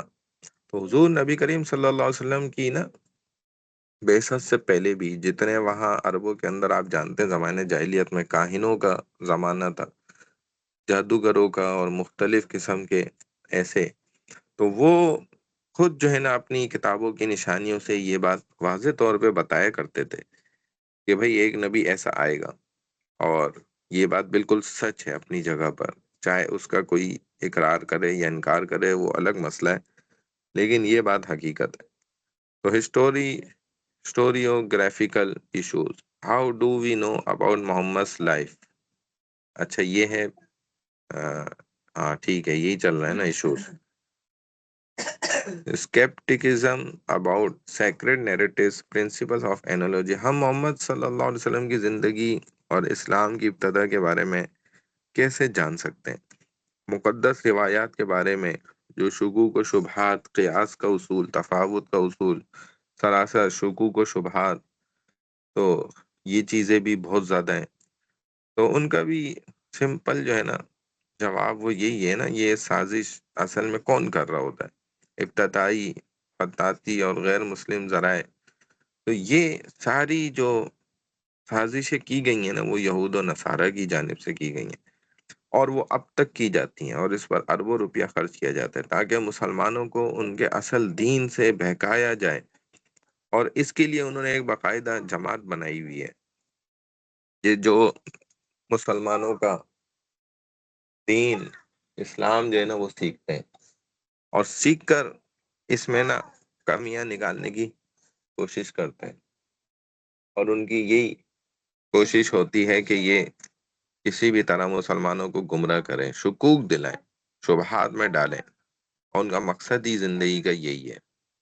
تو یہ مختلف یہود و نصارہ، عیسائی آج بھی اس طرح یہ کام کر رہے ہیں، اور مسلمان جو ہیں ان سے بے خبر بیٹھے رہتے ہیں۔ تو بہرحال مسلمانوں کو بھی اپنا دین اسلام، حضور صلی اللہ علیہ وسلم کی سیرت کو بغور جو ہے نا بڑی اہمیت دیتے ہوئے پڑھنا اور سیکھنا ضروری ہے، تاکہ ان کو نالج رہے۔ محمد as Jesus and Moses. The story of the Prophet's life is put together in the mid-8th century in Medina and Baghdad. The most famous is by Ibn Ishaq. In the midst of Jewish and Christian lore, stories of Muhammad's miracle. He makes sheep's empty udder flow with milk. He makes a small pool of water suffice for all his followers. And Session to heaven is a Jewish trope.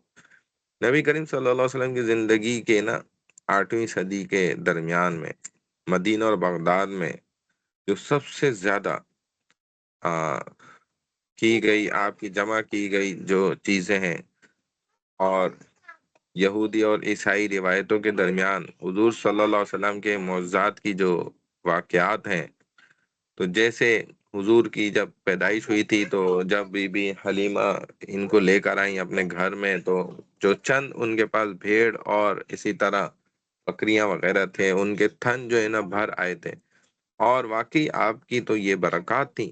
اسی طرح جب آپ نے صحرا میں ایک عورت کا جو واقعہ ہے، جس نے ایک پیالہ ہی پھر مشکیزے سے پانی کا بھر کے دیا اور کہا کہ اتنا ہی واپس لوٹانا، ورنہ تمہیں بھی پھر جو ہے مرتد ہونا پڑے گا، تو حضور صلی اللہ علیہ وسلم نے اس پیالے میں اپنی انگلیاں ڈال دیں، اور آپ کی انگلیاں سے جو ہے نا گویا کہ چشمے پھوٹ گئے، اور پانی اس قدر تیزی سے نکلنے لگا کہ وہ بھرتا چلا جاتا تھا اور پلاتے چلے جاتے تھے اور بھرتے چلے جاتے تھے، تو اتنا ہی سب پورے قافلے نے پانی پی لیا، اور جتنا اس بڑھیا نے دیا تھا نا پیالہ وہ پورا بھرا ہوا اسی طرح اس کو واپس کر دیا۔ تو کہتے ہیں وہ بھی اسلام قبول کر گئی تھی پھر۔ تو یہ آسمان پر چڑھنا ایک یہودی ٹراپ کا، اب یہ وہ واقعات تھے کہ معجزات تھے جن کو دیکھ کر نا پھر کفار بھی کیا ہوتے تھے، حیران زدہ رہ جاتے تھے، لیکن جس نے قبول نہیں کرنا ہوتا تھا اسلام، دین کی طرف نہیں آنا ہوتا تھا، وہ تب بھی نہیں آتا تھا، تب بھی وہ نہیں مانتا تھا، حالانکہ یہ کھلے معجزات جو ہیں ان کے اسلام کی طرف آنے کے لیے کافی ہوا کرتے تھے۔ دی profit محمد's life and teachings can inspire people to become better individuals۔ ٹھیک ہے نا؟ ہاں، پیغمبر نبی کریم صلی اللہ علیہ وسلم کی اسلامی زندگی کو دیکھتے ہوئے اور تعلیمات کو دیکھتے ہوئے لوگوں کو بہتر افراد بننے اور معاشرے میں بہترین مثبت کردار ادا کرنے کی نا تعلیمات ملتی تھی۔ حضرت محمد صلی اللہ علیہ وسلم کی زندگی سے کچھ اسباق ہمیں سبق جو ہے نا وہ یہ بھی ملتے ہیں۔ Some lessons from the Prophet Muhammad's life include the Prophet Muhammad's teachings encourage forgiveness, tolerance and the pursuit of knowledge۔ دیکھیں یہ ہمیں کس نے سکھائی یہ چیزیں؟ پیغمبر محمد صلی اللہ علیہ وسلم کی تعلیمات سے ہمیں ملتا ہے لوگوں کو معاف کر دینا۔ آپ نے ہمیشہ معاف فرمایا، رواداری کا رویہ اختیار کرنا، اور نالج علم کے حاصل کرنے کی حوصلہ افزائی کرتے رہنا، خود بھی دین کا علم بھی حاصل کرنا. دنیا کا تو علم نہیں ہے، دنیا کا تو نالج ہے، ہنر ہے، اور دین ہے اصل اس کا علم ہے جس سے انسان اللہ سے قریب ہوتا ہے. تو انہوں نے مساوات، انسانیت اور خواتین کے حقوق کا درس دیا ہے. He taught equality, humanity and the rights of women. He also ordered people to worship God alone, uphold prayers, give charity and fast for the month of Ramadan. اور لوگوں کو یہ بھی حکم دیا اللہ کے رسول صلی اللہ علیہ وسلم نے کہ وہ اکیلے اللہ کی عبادت کریں، توحید جس کو کہا جاتا ہے، اللہ کے ساتھ کسی کو شریک نہ کریں، نماز قائم کریں، صدقہ دیں اور رمضان کے روزے رکھا کریں. یہ ہے اسلام اور دین کی تعلیمات جو حضور صلی اللہ علیہ وسلم نے ہمیشہ سکھلائی ہے مسلمانوں کو. Compassion, the Prophet Muhammad practiced everything he preached and was known for his call to mercy. ہمدردی جو ہے نا، یہ پیغمبر محمد صلی اللہ علیہ وسلم نے ہر اس چیز پر عمل کیا جس کی انہوں نے تبلیغ کی تھی، اور حضور صلی اللہ علیہ وسلم تو رحمت کی دعوت کے لیے مشہور تھے. آپ نے کبھی کسی کو تکلیف نہیں دی، زندگی بھر کبھی کسی کو گالی نہیں دی، کبھی کسی کو تانا نہیں دیا، کبھی کسی کا دل نہیں دکھایا. ایسے انسان تو پھر کیسے ان کی بات کو نہ مانا جائے. Honesty, his clansmen called him Al-Amin, which means the trustworthy. دیانتداری، اس کے ان کے قبیلے والوں نے نا انہیں الامین کہا، جس کا مطلب ہے قابل اعتماد، جس سے یعنی کہ ہر چیز پر اعتماد ملتا تھا انہیں. Humility, he lived a simple, austere lifestyle and was not ashamed to say I don't know. عاجزی اس قدر کہ وہ ایک سادگی پسند طرز زندگی گزارتے تھے، اور مجھے نہیں معلوم کہنے میں ان کو کوئی شرم محسوس نہیں ہوتی تھی. اور یہ حقیقت ہے، یہی اصل علم ہے کہ اکثر وہ یوں کہہ دیتے کہ ہمیں نہیں معلوم، مجھے اس مسئلے کے بارے میں معلوم نہیں ہے. تو انسان بولتا ہے کہ بھائی ان کو کیوں نہیں پتا، انہوں نے علم نہیں سیکھا کیا؟ تو یہ کہہ دینا بھی علم کی نشانی ہے. Justice, he worked to bring positive changes to society, focusing on justice and fairness for all people. اور انصاف، انہوں نے تو تمام لوگوں کے لیے انصاف اور انصاف پر توجہ اس قدر دی، اس اس قدر کرتے تھے انصاف پر توجہ کہ معاشرے میں مثبت تبدیلیاں لانے کے لیے اس انصاف نے کام کیا. اور آپ نے یہ بھی فرمایا کہ اگر میری بیٹی بھی چوری کرے گی، خدا نخواستہ فاطمہ، تو اس کا بھی ہاتھ کاٹا جائے گا. تو انصاف ایکولیٹی پر ہوگا، سب کے ساتھ برابر ہوگا، اس میں رنگ، نسل، مال، دولت، امیر، غریب کچھ نہیں دیکھا جائے گا. ٹالرنس، پھر رواداری. He exemplified peace and tolerance throughout his life. انہوں نے زندگی بھر امن اور رواداری کی مثال دی ہے، ایسی مثال کوئی دے نہیں سکا. Perseverance. He fought fearlessly on the front lines, never fleeing in battle. استقامت اور جم جانا تو اس قدر تھا الحمدللہ کہ وہ اگلے مورچوں پر بے خوفی سے لڑتے تھے، جنگ میں کبھی نہیں بھاگے. یہ ہمارے محمد سرکار دو عالم صلی اللہ علیہ وسلم کی زندگی کے حالات ہیں کہ آپ اس قدر جو ہے نا ثابت قدمی کا مظاہرہ فرمایا، ہمیشہ کبھی نہیں ڈرے، خوف نہیں کھایا اور پہلی صفوں میں لڑے. The life of the Prophet Muhammad is traditionally divided into two periods, pre-Hijrah and post-Hijrah. The pre-Hijrah period refers to the time Muhammad spent in Makkah and the post-Hijrah period refers to the time he spent in Medina. تو نبی کریم صلی اللہ علیہ وسلم کی اسلام کی زندگی کو روایتی طور پر اگر دو ادوار میں نا، دو دوروں میں تقسیم کیا گیا ہے، تو وہ ایک یہ ہے کہ قبل از ہجرت، ہجرت سے پہلے کا زمانہ، اور بعد از ہجرت یعنی کہ ہجرت کے بعد کا زمانہ، جب آپ نے ہجرت کی. اور ہجرت سے ہی آپ جانتے ہیں کہ ہماری تاریخ بھی شروع ہوئی.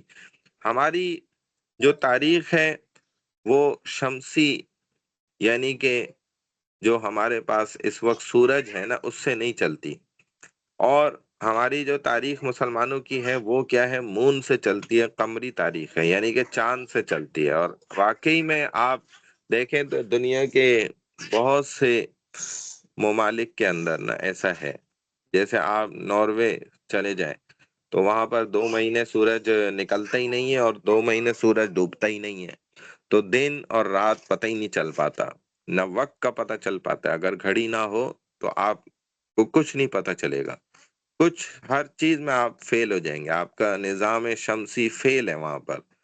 تو یہ انگریزوں کو، یہودیوں کو، اور انہوں نے اپنا نظام بنایا، اور مسلمانوں کو اللہ نے دیکھیں چاند کا، مون کا نظام دیا، اور وہاں پہ بھی آپ کو چاند جو ہے نا اپنے وقت پہ صحیح نظر آئے گا، اور چاند کو دیکھ کر ہی قبلہ بھی پتہ چلے گا۔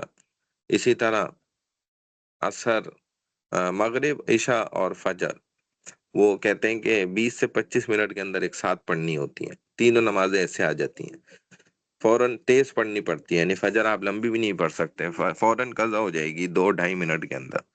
تو آپ نے جو ہے نا بس سورہ عصر پڑھیں، نہ تو ہی نقل کا اسر پڑھیں دوسری رکعت میں، اور بس فرض پڑھیں اور نماز ہو گئی، اور سورج سامنے کھڑا ہوا ہے۔ تو مسئلہ یہ ہے کہ وہاں بھی یہ نظام فیل ہے سورج کا۔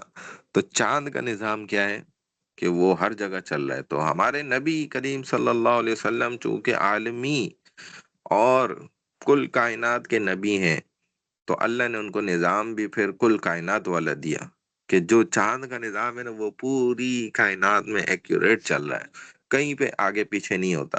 لیکن سورج کا نظام آگے پیچھے ہو جاتا ہے، کئی جگہوں پر فیل ہو جاتے ہیں، جیسے ناروے کے اندر فیل ہو جاتا ہے۔ تو یہ حضور صلی اللہ علیہ وسلم کو جو تاریخیں ملی نا، تو یہ اللہ نے قرآن میں بھی فرما دیا، لِتَعْلَمُوا عَدَدَ السِّنِينَ وَالْحِسَابِ، کہ دنوں کا اور جو ہے نا اسی طرح تاریخوں کا حساب کتاب، مہینوں کا، یہ آپ خود بنا لو۔ اللہ نے آپ کو کھلا وقت دے دیا، موت تک کا وقت ہے۔ اور پھر حضرت عمر رضی اللہ تعالیٰ عنہ کے زمانے میں غالباً 17 ہجری میں جو آپ نے گورنر بنایا ہوا تھا ایک جگہ کا، تو ادھر کا جو گورنر تھے وہ خطوط لکھتے تھے، ان کو حضرت عمر بھی لکھتے تھے، وہ بھی جواب میں۔ تو وہ کہا انہوں نے کہ بھائی آپ خط تو لکھتے ہیں لیکن وقت کا تعین نہیں اس میں ہوتا تھا کہ کس تاریخ تک یہ حکم ہم نے نافذ کرنا ہے، کس تاریخ کو ختم کرنا ہے۔ تو اگر آپ ہمارے لیے ایک کیلنڈر بنا دیں تو کیا ہی بہتر ہو جائے گا۔ یہ رائے حضرت عمر رضی اللہ تعالیٰ عنہ کو، جو 22 لاکھ مربع میل کے فاتح تھے، مالک تھے، دنیا آدھی سے زیادہ دنیا فتح کر چکے تھے حضرت عمر، تو انہوں نے یہ بات کو بڑا پسند کیا، سب کے سامنے مشورہ رکھا، سب نے رائے دی بھائی ہم اپنی تاریخ کو جو ہے حضور صلی اللہ علیہ وسلم کی پیدائش سے شروع کر لیتے ہیں، بعض نے کہا کہ غزوہ بدر سے شروع کر لیتے ہیں، کسی نے کہا فتح مکہ سے شروع کرتے ہیں۔ حضرت علی سے جب انہوں نے پوچھا آپ کیا رائے دیتے ہیں، تو انہوں نے فرمایا کہ ہجرت سے شروع کرنا چاہیے، حضور صلی اللہ علیہ وسلم نے جو ہجرت فرمائی تھی نا اس سے ہمیں اس چیز کو شروع کرنا چاہیے۔ تو لہذا اس مشورے کو، چونکہ ہجرت سے ہی اسلام کی ایک طرح کی ایک نئی فتح ہوئی تھی، پیدائش ہوئی تھی، اسلام مزید پھر آگے نئے انداز میں پھیلا تھا، تو ہجرت کے بعد یہ ہوا تھا۔ حضرت عمر رضی اللہ تعالیٰ عنہ نے اس بات کو پسند فرمایا، اور ہجرت سے ہی ہمارا جو ہے نا وہ پھر سال کی ابتدا ہوتی ہے، حج کر کے حاجی آتے ہیں، اور اگلا مہینہ جو ہے وہ پھر محرم کا ہوتا ہے، تو پہلا مہینہ محرم کا ہوا، اور اسی طرح جو ہے وہ ہجرت سے ہماری سال کی ابتدا ہو گئی، وہیں سے تاریخیں بن گئی، اور پورے چاند کے حساب سے الحمدللہ پوری تاریخ چلتی ہے، ایک بھی دن آگے پیچھے نہیں ہوتا، جبکہ شمسی نظام میں بہت کچھ گڑبڑ ہے، کبھی مہینہ 28 کا کر دیں گے، کبھی جو ہے نا 31 کا کر دیں گے، اور جو ہے اسی طرح اس مہینے میں یہ ہو جائے گا تو اس مہینے میں وہ ہو جائے گا، بس آگے پیچھے ہے سارا۔ لیکن ہمارا الحمدللہ ایکوریٹ ہے، بس جو ہے 29 یا 30 جیسے چاند نظر آئے اس کے حساب سے۔ تو فرمایا کہ ہجرت کے بعد کے دور سے مراد وہ وقت ہے جو انہوں نے مدینہ میں گزارا تھا۔ تو اب پری ہجرہ، ہجرت سے پہلے محمد's life in Makkah lasted from 570 to 622 CE. During this time, he worked as a merchant, married Khadija, and began receiving revelation from God at the age of 40. He preached Islam in secret, but faced opposition from the Makkans and was forced to migrate to Medina in 622 CE. अब हिजरत से पहले हुजूर सल्लल्लाहु अलैहि वसल्लम की मक्की जिंदगी में 570 से 622 ईस्वी तक जारी रही। इस वक्त के दौरान आपने एक ताजिर के तौर पर काम किया। हजरत खदीजा से शादी हुई। 40 साल की उम्र में अल्लाह की तरफ से वही हासिल होने लग गई और खुफिया तौर पर इस्लाम की तबलीग की, लेकिन मक्का वालों की मुखालफत का सामना बहुत ज्यादा करना पड़ा। 622 ईस्वी में मदीना हिजरत करने पर आप मजबूर हो गए। Second period post hijra, Muhammad's life in Medina lasted from 622 to 632 CE. During this time, he established an Islamic community and state. The Medinan period was an important time in the history of Islam as it saw the rise. अच्छा, इसको कोई student बता नहीं रहा, लगता है आप लोग नाश्तों में लगे हुए कि हमने स्लाइड आगे नहीं की थी। जी स्टूडेंट, मैसेज पे रिप्लाई दें। कौन कौन मुतवज्जे हैं भाई, जल्दी रिप्लाई दें, मैं अटेंडेंस मार्क कर रहा हूँ आपकी। चलें, रुफैदा प्रेजेंट हो गई, बस एक रुफैदा है, रिज्जा है, ये दो ही प्रेजेंट हैं क्लास में, बाकी सब एब्सेंट हो गए। चले, पता चल गया अल्हम्दुलिल्लाह। ठीक है जी, अब आगे चलते हैं। अक्सर भी प्रेजेंट है, सुन के आ गए दूर से ना, नाश्ता चल रहा था लेकिन सुन ली, आवाज आ गई। उर्वतुज ज़हरा, 4 बच्चे सिर्फ प्रेजेंट हैं पूरी क्लास में। मोहम्मद साहब भी प्रेजेंट है, आ गए। चले, 5 प्रेजेंट हो गए, बाकी एब्सेंट है सारे।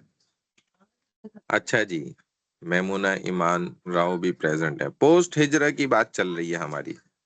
चले, मुझे अंदाजा हो गया, बस 5-6 ही सुन रहे हैं, दूर दूर से सुन रहे हैं वो भी। बाकी post हिजरा, Mohammad life in Medina lasted from 622 to 632 CE. During this time, he established an Islamic community and state.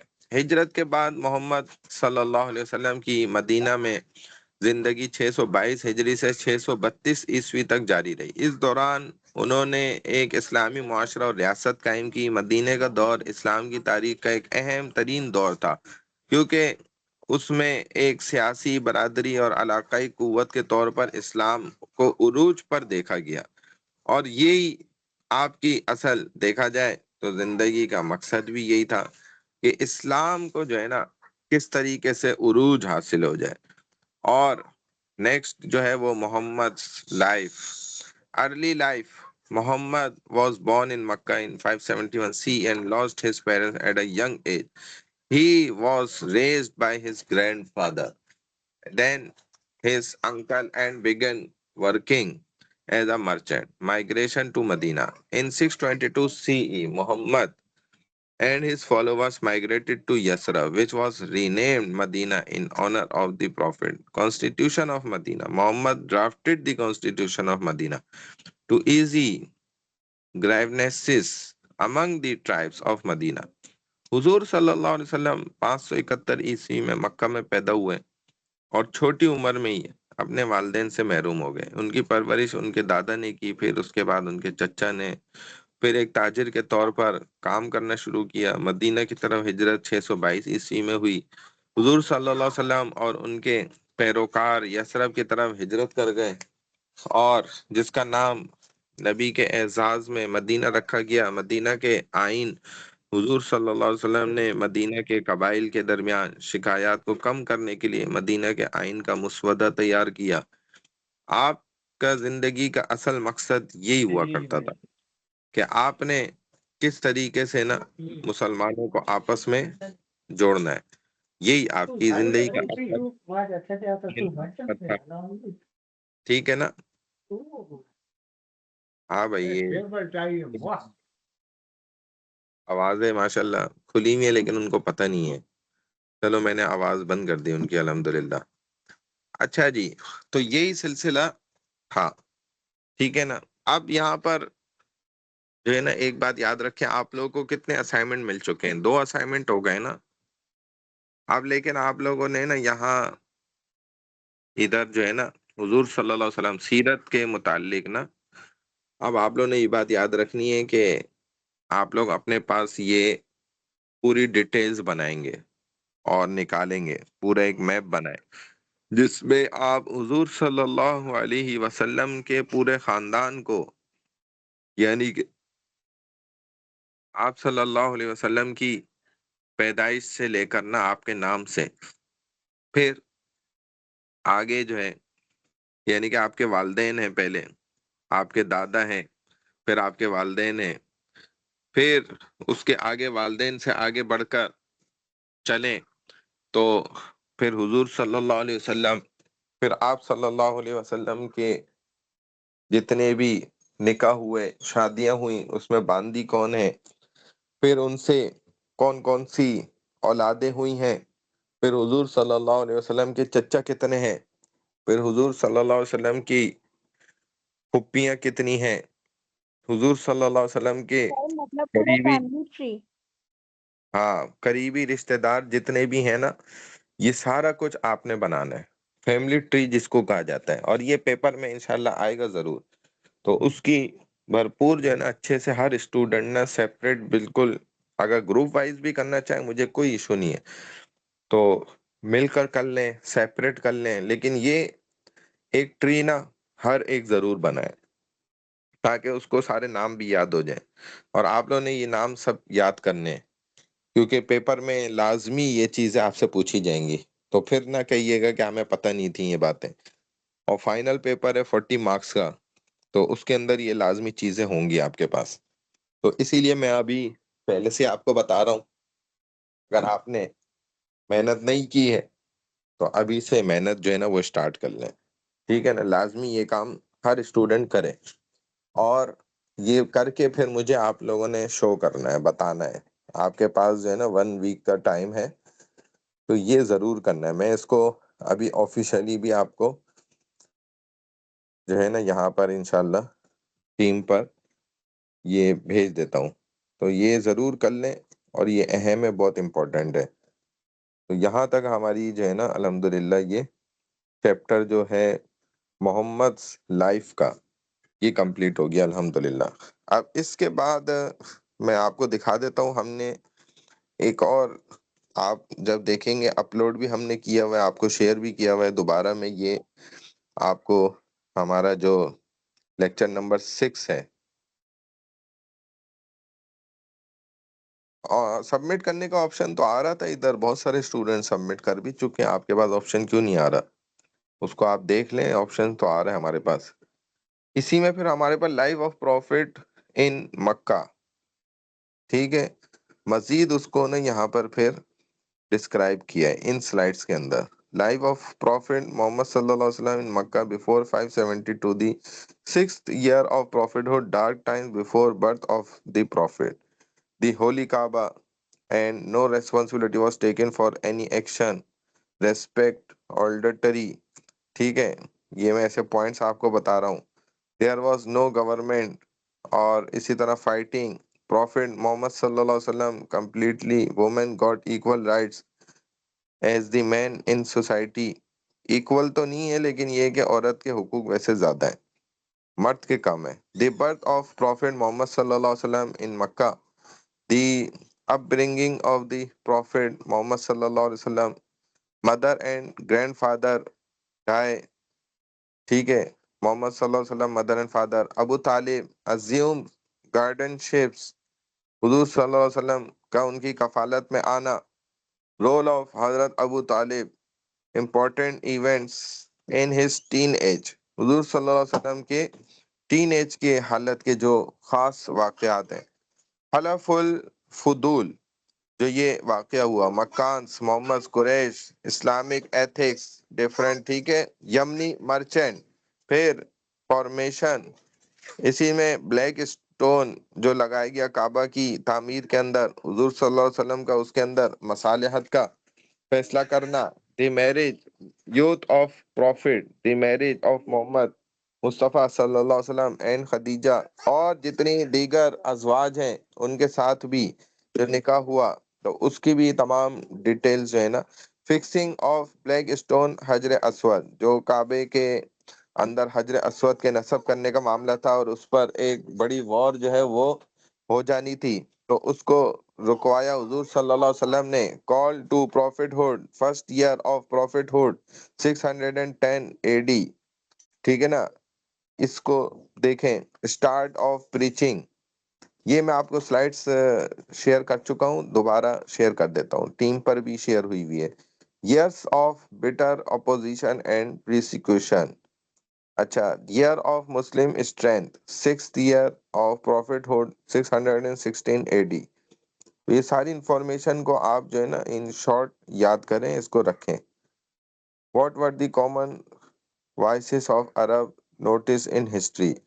How Muhammad faced and treated these traits of Arabs' attitude of life. Why was Muhammad treated an honorable person before his prophethood? How were the relations between Muhammad and pagans of Quraysh changed after first revelation in 610 AD? چلیں اس کو تو چھوڑ دیں. خیر، اس کے علاوہ next جو ہمارے پاس ایک اور ہے وہ بھی میں آپ کو اوپن کر کے چیک کرا دیتا ہوں.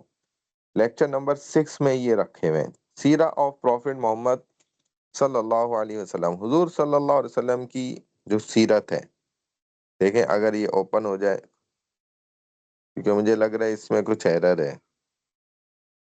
چلے میں اس کی پکچرز لے کے آپ کو شیئر کر کے دکھا دیتا ہوں، ایک سیکنڈ.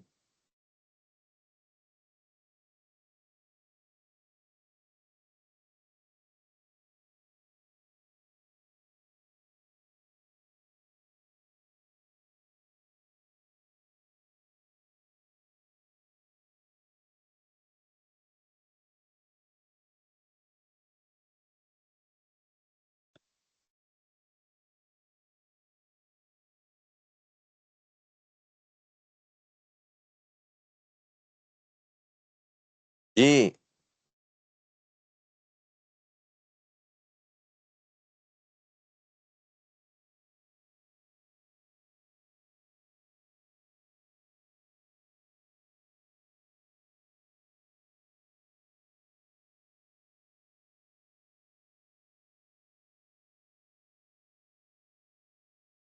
جی اٹینڈنس میں لگا چکا ہوں، 2 دفعہ اٹینڈنس لے چکا ہوں. اچھا، یہ اب آ گئی ہمارے پاس نا picture.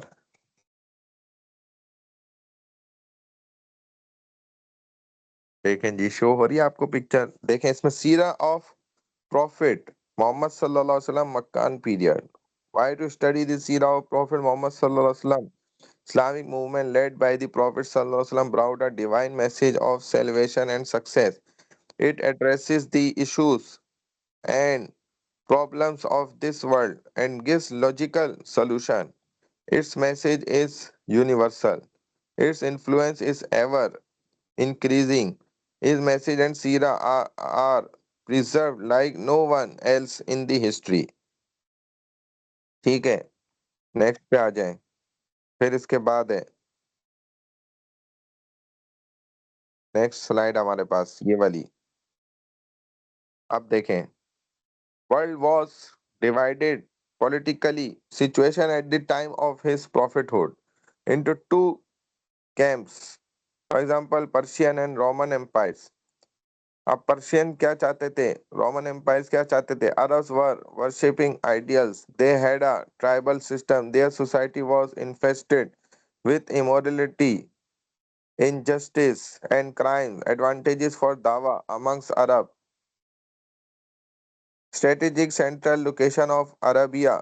Arabic language was most suitable. Qualities of the Arabs: free of political domination, bravery, determination, sincerity, intellectual faculties, unique memory, generosity, honor, pragmatism.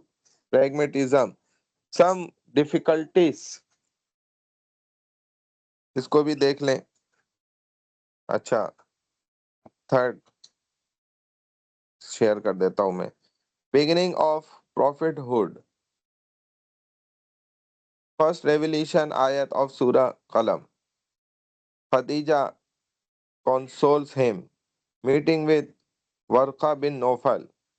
یہ ان سے جو ہے نا پھر جا کے حضور صلی اللہ علیہ وسلم پہ جب پہلی وحی نازل ہوئی تو آپ بہت گھبرا گئے، پریشان ہو گئے، بوجھ ہو گیا آپ کے اوپر. تو حضرت خدیجہ نے دلاسا دیا اور ورقہ بن نوفل کے پاس لے کر گئی، جو غالباً آپ کے رشتہ دار ہی تھے اور نانا تھے. تو وہ جو ہے نا تورات کے ماہر تھے، تورات کے عالم تھے گویا. تو انہوں نے پھر بتایا کہ یہ تو بڑی اچھی نشانی ہے. تو حضور صلی اللہ علیہ وسلم کو دلاسا ہوا اس سے. Interval of 6 months. Second revelation 7 آیات آف سورہ Mudassir. Stages of Islamic movement. Makkah, it has 4 distinct periods. Secret Dawah 3 years. Open Dawah 2 years. Persecution 5 years. Extreme operations 3 years. Madani جس کو کہا جاتا ہے. ٹھیک ہے نا. اب آگے آ جائیں اس سے بھی. تو 4 جو ہمارے پاس سلائیڈ ہے اس کو دیکھیں. ہاں یہ ہے. اب سیکرٹ دعویٰ میں selected people with close relation, Khadija, حضرت ابو بکر، حضرت علی، زید، یہ ایمان لائے. Characteristics of early Quranic surah, small effective آیات، بیسٹ ریسپونسنگ اینڈ اسٹائل، اور ریفارمیشن آف بلیفs، سیکرٹ سلاس، کریکٹرسٹکس آف دی بلیورس. تو یہ سب چھپ کر سیکریٹلی ہو رہا تھا. اوپن دعویٰ میں پھر proclamation on Safa, dinner for Abdul Muttalib family, ridicule, false accusations and propaganda, name calling. پھر اوپن دعویٰ کے اندر perceived as a threat to their power, their moral weaknesses were being assumptions, opponents strategy, killing of one Muslim could lead tribal wars. They choose to call names and spread false rumors. How the Prophet faced this situation. اور حضور صلی اللہ علیہ وسلم نے ایسے موقع پر جو ہے نا وہ سارے معاملات کو جو ہے نا وہ فیس بھی کیا ہے، اور آپ نے ہینڈل کیا ایسے معاملات کو ساروں کو، اور آپ نے جو ہے وہ خون بہا دے دلا کے جو ہے نا اس معاملے کو ختم بھی کروایا. ٹھیک ہے نا. They chose to call names and spirit falls. Open دعویٰ کے اندر people from other tribes accept Islam. Abu Dhar. Offers made by pagans Utbah bin Rabi. Open دعویٰ results of this period. Some righteous individuals joined the movement to struggle for its success. Many others became its opponents. Its message started reaching outside the limits of to مکہ. اس طریقے سے یہ چلا ہے سارا سلسلہ. اب مجھے یہ بھی بتا دیں کہ جو اسٹوڈنٹس ایسے ہیں کہ جن کی پریزنٹیشن پینڈنگ ہے کون کون ہے؟ گروپ نمبر کہاں تک کمپلیٹ ہو گیا تھا یہ مجھے جلدی سے بتا دیں. جی اسٹوڈنٹس، گروپ نمبر کہاں تک ہو گیا تھا ہمارا؟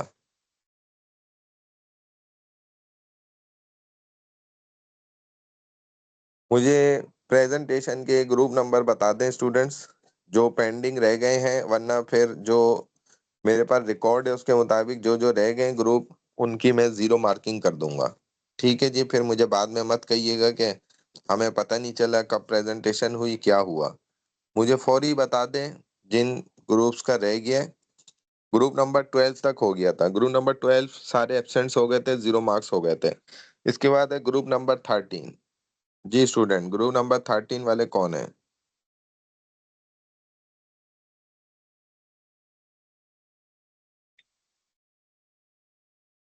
ہاں گروپ نمبر 13 والے اسٹارٹ کریں. گروپ نمبر 13 کون ہے اسٹوڈنٹس؟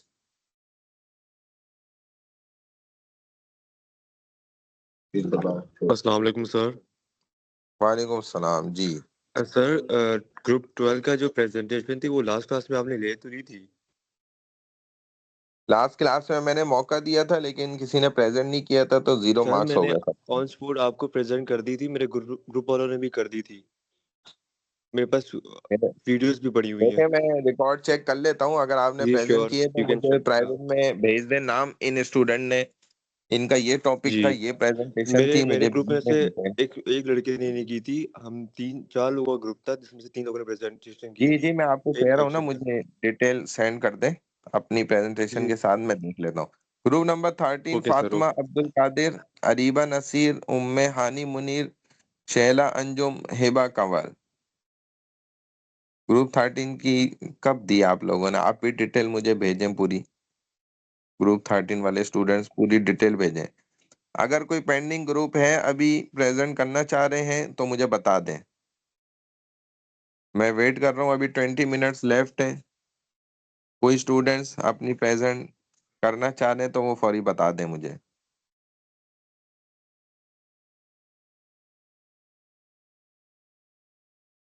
جی اسٹوڈنٹس، جن کا گروپ رہ گیا ہے پینڈنگ پر ہے وہ بتا دیں پھر، تاکہ ان کے 0 مارکس نہ کاؤنٹ ہو جائیں۔ اگر وہ پریزنٹ کرنا چاہ رہے ہیں تو بتا دیں مجھے فوری۔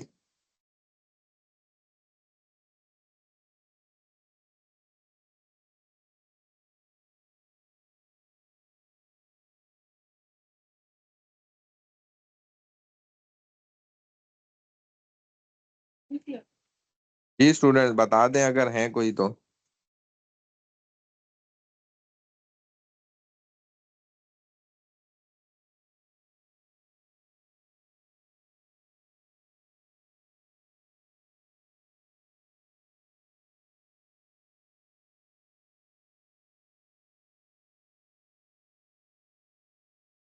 کرے نہیں ہے کوئی اسٹوڈنٹ بھائی؟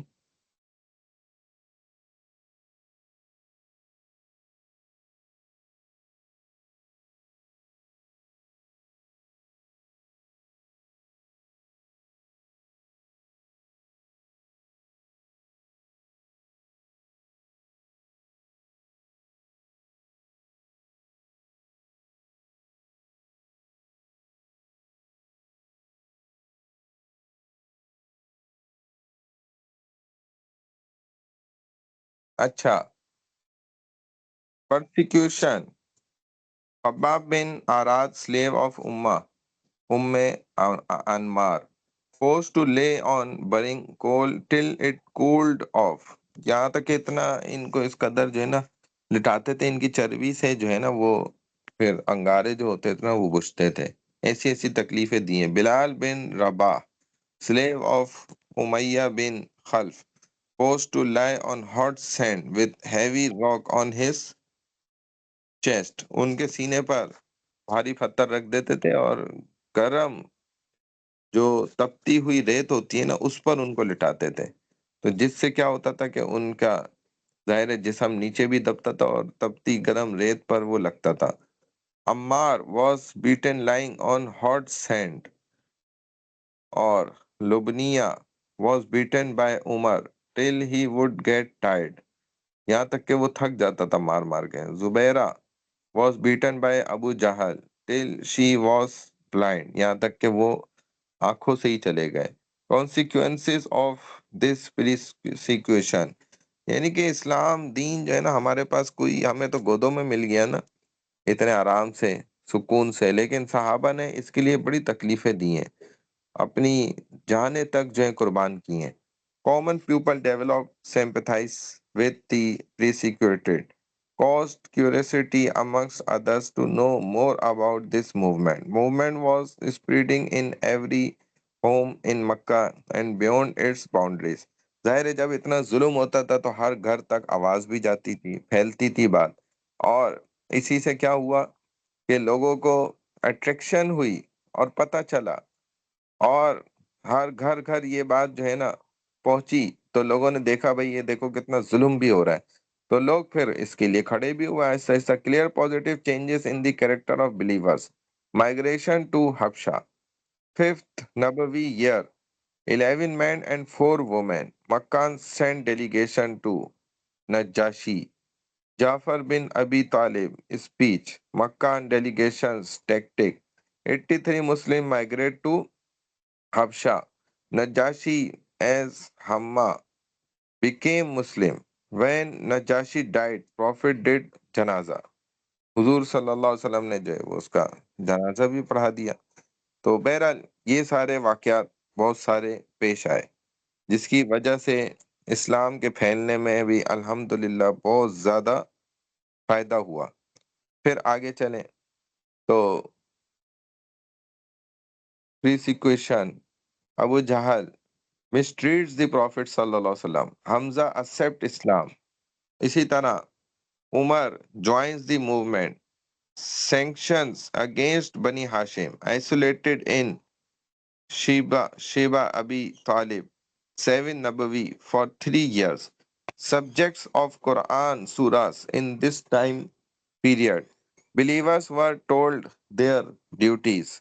They were instructed about highest conduct, Jama and its collective conduct, ways of effective dawa, sabr in face of most difficult circumstances, bold, build their moral by promising Jannah and ultimate success in this world. Opponents were admonished and warned. Replies were given to the objections.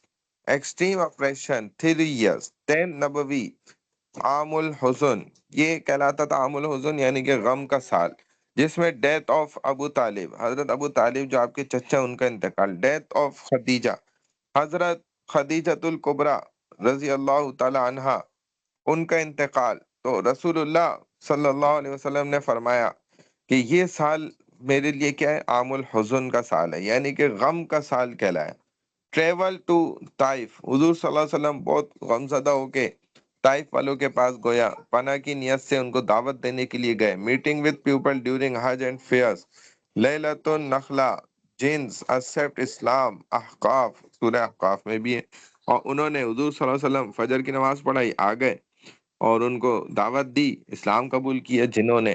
6 people of Khazraj accept Islam at Aqabah during Hajj, 10 نبوی، 10واں نبوی سال ہے۔ بایا عقبہ اولا، بے عقبہ اولا، ٹھیک ہے نا، یہ بیعت ہوئی ہے 2 مرتبہ نا، 11 نبوی ایئر میں اب یہ ہوئی۔ 12 people accepted Islam from Medina, Musab bin Umair sent as teacher to Medina, ان کو جو ہے نا استاد بنا کے گویا بھیجا تاکہ وہ ان کو پڑھائیں سکھائیں۔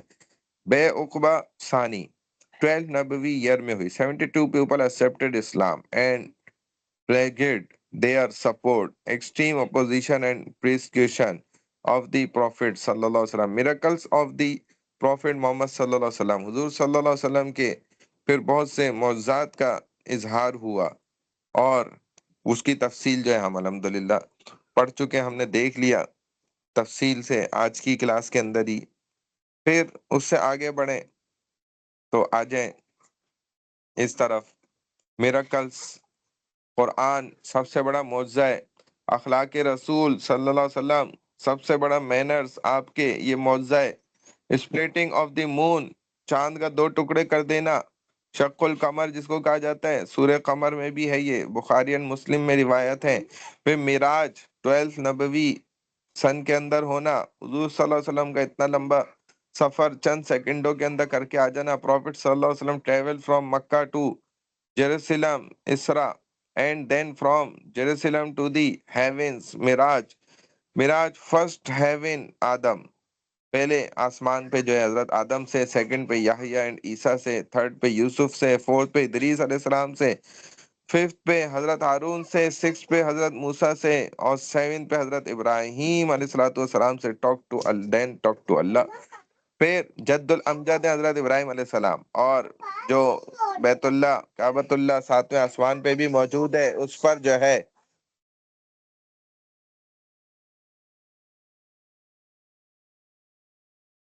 ادھر جو حضرت ابراہیم علیہ السلام مکہ بیت اللہ کے ساتھ ٹیگ لگائے بیٹھے ہوئے ہیں، جد امجد ہیں یعنی کہ نبیوں کے دادا ہیں گویا۔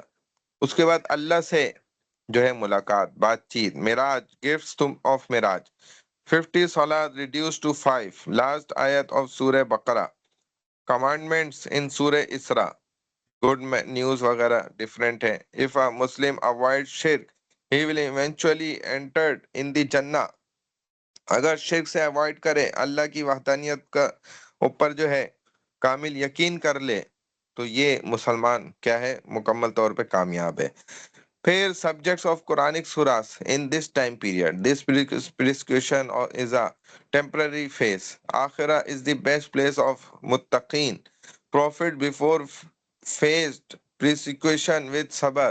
Allah's method has been to test the Muslim. This test develops the highest qualities. When the believers succeed, then Allah's help shall come.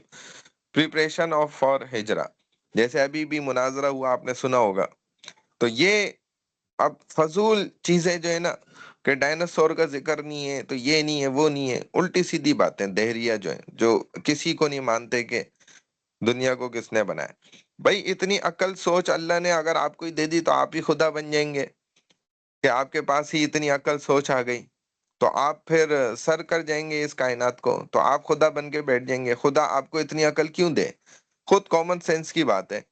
جب اس نے کہہ دیا کہ آپ میری ذات کے اندر نہیں داخل ہو سکتے، مجھے سوچ ہی نہیں سکتے، میں ایسی ذات ہوں، تو وہ سوال کرنا کہ خدا بیٹھا ہوا دیکھ رہا ہے ظلم ہو رہا ہے، غزہ میں یہ ہو رہا ہے وہ ہو رہا ہے اور وہ روک نہیں رہا اور وہ مجھ سے سوال کرے گا، فضول کی باتیں. بھائی عقل تو خود بھی اس بات کو مانتی ہے کہ ایک دنیا میں ایک گھر انسان خود بناتا ہے، ایک زمین پلاٹ لیتا ہے خالی ہے تو وہ پلاٹ وہ زمین بھی کسی نے بنایا ہوگا نا یار، اتنی بڑی دنیا ہے یہ خود تھوڑی بن گئی. بھائی پریزنٹ مجھے کوئی نہ بھیجے، میں پریزنٹ آلریڈی 2 دفعہ لے چکا ہوں، اب مجھے پریزنٹ ایبسنٹ کچھ نہ بھیجیں، ٹھیک ہے نا. اٹینڈنس 2 دفعہ ہو چکی ہے. پہلی دفعہ میں نے کوئی جلدی نہیں لی ہے، 9:10 پہ لی، پھر سیکنڈ ٹائم میں نے کلاس کے مڈ میں ہی اٹینڈنس لے لی جس میں صرف 6-7 بچے پریزنٹ تھے، باقی کوئی بھی نہیں سن رہا تھا. اٹینڈنس ہم ایسے ہی لیا کریں گے اب، کیونکہ مجھے اندازہ تو ہو نا میں بیچ بیچ میں لے چکا ہوں. اب آپ جب جب خود آ رہے ہیں تو آپ پریزنٹ بولے چلے جا رہے ہیں، اس سے پریزنٹ نہیں ہوگی. جس وقت میں نے اٹینڈنس لی ہے بس اسی وقت اٹینڈنس ہو گئی، وہ میں نے لگا دی ہے. تو اب آپ مجھے بار بار مت بولیں، مہربانی کریں. اگر بول دیا تھا تو لگ گئی ہوگی، یہ آپ کو خود پتا ہونا چاہیے نا. مجھے بار بار آپ یہ ٹونٹ کرے جائیں گے پوری کلاس میں کہ میں پریزنٹ ہوں، وہ پریزنٹ نہیں ہے، یہ ہے وہ ہے، میں تھا، میں نے بول دیا تھا، میں نے یوں کر دیا تھا. اب مجھے آپ پڑھانے ہی نہیں دے رہے ہیں، بار بار ٹونٹ کیے جا رہے ہیں اسی چیز پر. پریزنٹ ہو چکی ہے، چھوڑ دیں اس کو. اب بار بار میسج نہ کریں، مستقل شروع سے ہی میسج کرے جا رہے ہیں، جب بیچ میں جو آ رہا ہے وہ میسج کر رہا ہے. یہ غلط بات ہے، بری بات ہے. تو یہ چیزیں ہیں. اب یہ جو ہے نا اس پر یقین کرنا نا یہ مسلمان کا ہی کام ہے. بھائی دنیا میں سب سے بڑا معجزہ ہے، آپ کو چیلنج ہے، کھلا اوپن چیلنج ہے، قرآن لے کر آ جائیں، اس جیسا ایک آیت بنا کے دکھا دیں ذرا. یہ اللہ کا کلام ہے نا، کیونکہ آپ میں تو یہی طاقت نہیں ہے، ضرورت نہیں ہے، آگے کی بات تو آپ بعد میں کریں نا. پہلے آپ اس کا تو چیلنج قبول کریں جو آپ کے آنکھوں کے سامنے آپ کے ہاتھوں میں قرآن ہے. اس کا چیلنج پہ تو آپ آئیں پہلے. اللہ کی ذات تو بہت اعلیٰ ہے، اس کی تو صرف بات کا آپ جواب نہیں دے سکتے، اللہ کی ذات کو تو چھوڑیں. Migration hijrah is moving to another place where one can better fulfill the demands of Islam. A Muslim can live under system of kufr if one cannot get out of the oppression.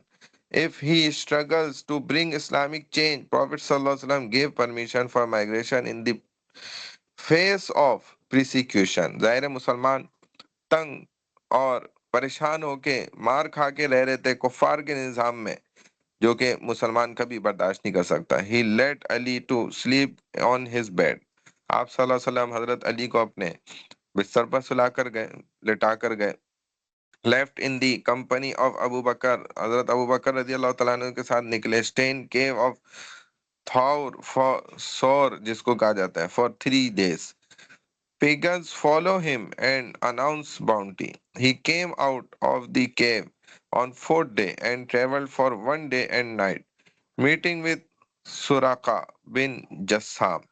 تو یہ لوگ جو ہے نا حضور صلی اللہ علیہ وسلم کا حضرت ابوبکر کو ڈھونڈتے ڈھونڈتے تقریباً وہاں تک غار کے دہانے تک پہنچ ہی چکے تھے. تب حضرت ابوبکر نے فرمایا رسول اللہ یہ تو پہنچ گئے.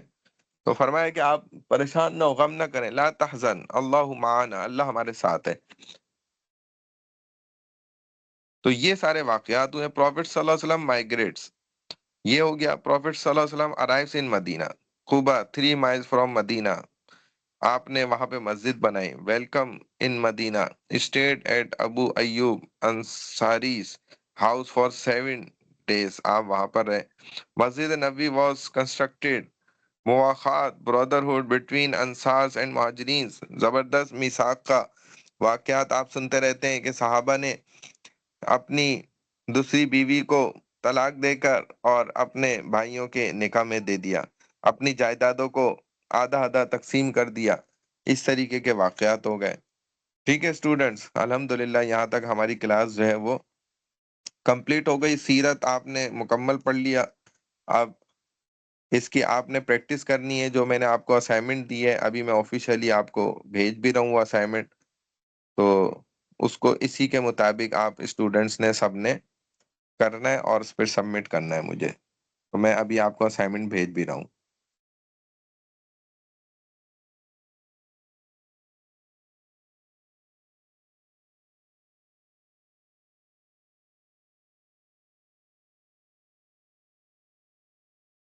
ٹائم نہیں ہے، اگر ہوتا تو میں لے لیتا. میں اٹینڈنس لے چکا ہوں، کئی مرتبہ لے لی ہے.